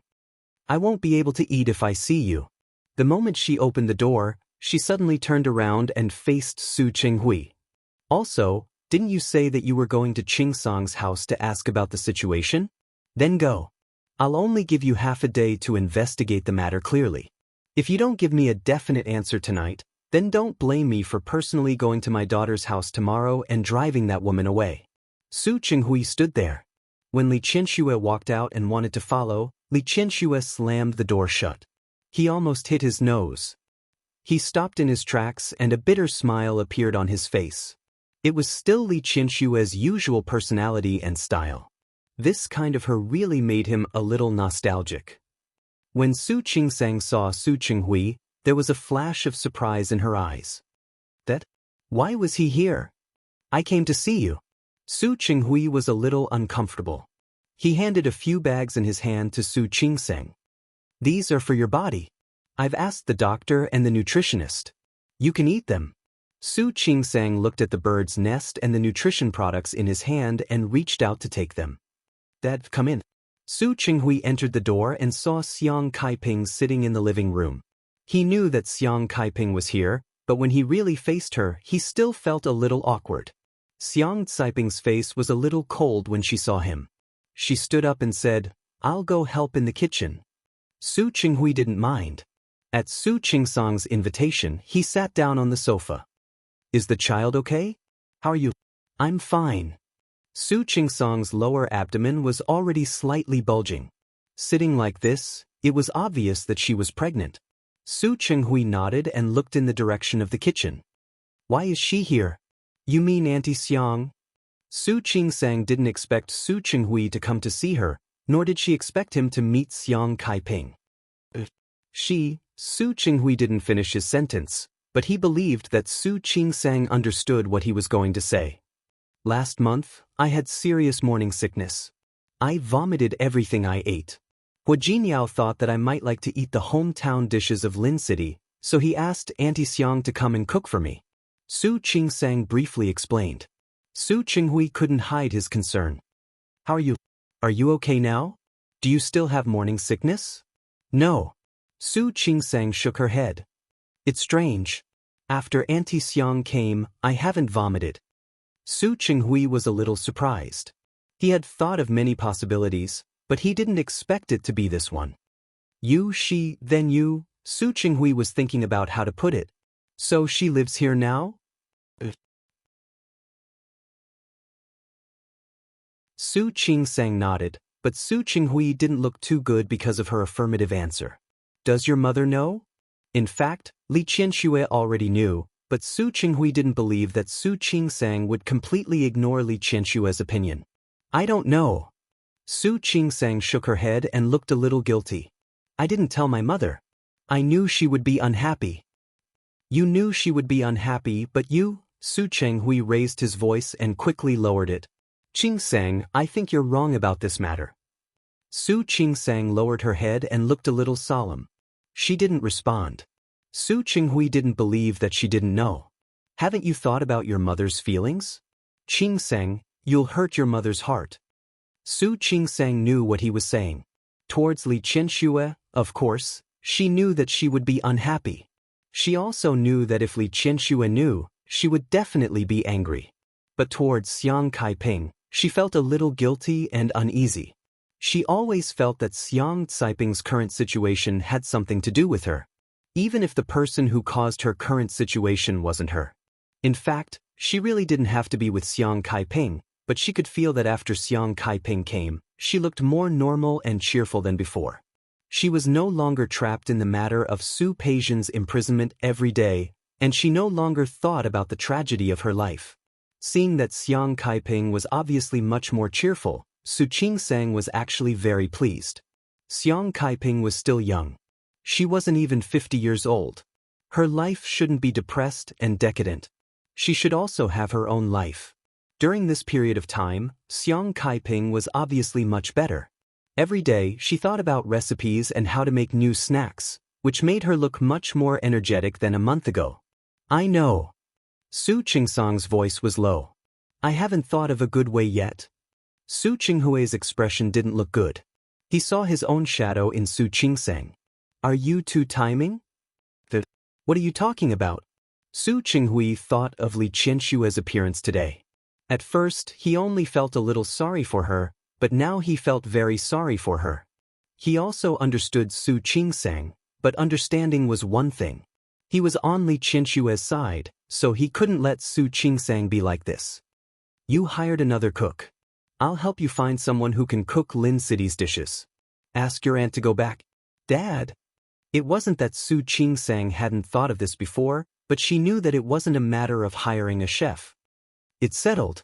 At the end of the day, Su Qinghui didn't want Li Qianxue and Xiang Kaiping to have a conflict. Both of them were people he had wronged. Whether it was Xiang Kaiping or Li Qianxue who suffered, he didn't want it to happen. He didn't want Li Qianxue to be sad because of Su Qingsang. Su Qingsang was silent. Su Qinghui glanced in the direction of the kitchen and stood up. Qingsang. Sometimes, life is like a multiple-choice question. It's either B or A. I didn't understand it before. I always thought that I could have the best of both worlds, but now I know that it's impossible. After saying this, he turned around and left. Su Qingsang's lips moved. She wanted to ask him to stay for dinner, but considering his unfriendly relationship with Xiang Kaiping, she didn't say anything in the end. When Su Qinghui returned to the hotel, Li Qianxue had already returned after dinner. Her luggage had already been brought up by the chauffeur. Inside were gifts she bought for Su Qingsang. She thought she could give them to Su Qingsang today. She didn't expect things to turn out like this. After casually putting the things in the room, Li Qianxue asked downstairs to send a bottle of wine up. She drank 2 glasses, but still couldn't suppress the irritation. When Su Qinghui entered the door, he saw Li Qianxue sitting on the sofa on the balcony drinking. Qianxue? Su Qinghui walked up to her and gently took the glass from her hand. Bring it here. Night fell. Su Qinghui hadn't eaten yet. Looking at Li Qianxue now, he wasn't hungry at all. Putting the glass aside, Li Qianxue raised her head and glared at him. Her voice was very cold. You took so long to come back. Is it a misunderstanding? Su Qinghui was still silent. He knew that it wasn't a misunderstanding. Li Qianxue sneered and stood up. She looked at Su Qinghui with a cold gaze. She walked past him and was about to go in the direction of the room, but Su Qinghui blocked in front of her at the right time. Qianxue, it's not what you think. Then what is it? Tell me, I'm listening. Su Qinghui didn't know what to say. He rubbed the space between his eyebrows and looked at Li Qianxue with worry and heartache. I asked Qingsang, and she said, Su Qinghui hesitantly repeated Su Qingsang's words. His voice was a little lacking in confidence. She's in a special situation now. She didn't really betray you or anything. Just pretend that she just hired a nanny or a chef who knows how to cook Lin City's dishes. Under Li Qianshue's glare, he couldn't continue the rest of his words. Hired a nanny? Li Qianshue sneered. A chef? Hua Jinyao's family is so poor that they can't afford a chef? Or is my daughter so poor that she can't afford a nanny? Does Xiang Kaiping have to rush to take care of her? Su Qinghui was speechless. Li Qianshue took a step forward and stood in front of Su Qinghui. Qianshue. Li Qianshue didn't accept this excuse. She sat back down and picked up the wine in front of her. Su Qinghui sat down as well, blocking her from drinking. Qianshue, stop drinking. Although Qingsang didn't say it in detail, I think it must have been very hard for her when she was pregnant. You understand her? Li Qianshue waved his hand away, drank the wine in the glass in one gulp and sneered. I understand. I completely understand. She suddenly put the glass down heavily with a bang. The coffee table trembled a little because of her action. She stood up and looked at Su Qinghui. I'm not a good mother, am I? Qianshue? I'm not a good mother. Li Qianshue emphasized this sentence. I know all about it. Her face was red from drinking. She looked at the sky outside and thought about everything that had happened in the past year. She thought about everything that had happened in the past 20 years. I've made many mistakes. I didn't recognize my daughter at the first moment. I didn't accompany her and protect her at the first moment. I even allowed others to bully her openly and secretly. Before that, Su Qingsang wasn't her daughter. Why should she care about the other party's thoughts and situation? Qianshue? Su Qinghui rarely saw Li Qianshue lose control like this. Every time he saw her, his heart ached. Since we met, I haven't done anything for her. She doesn't need money. Hua Jinyao has enough status to give her. What I give her is what she doesn't need. I can't give her what she needs.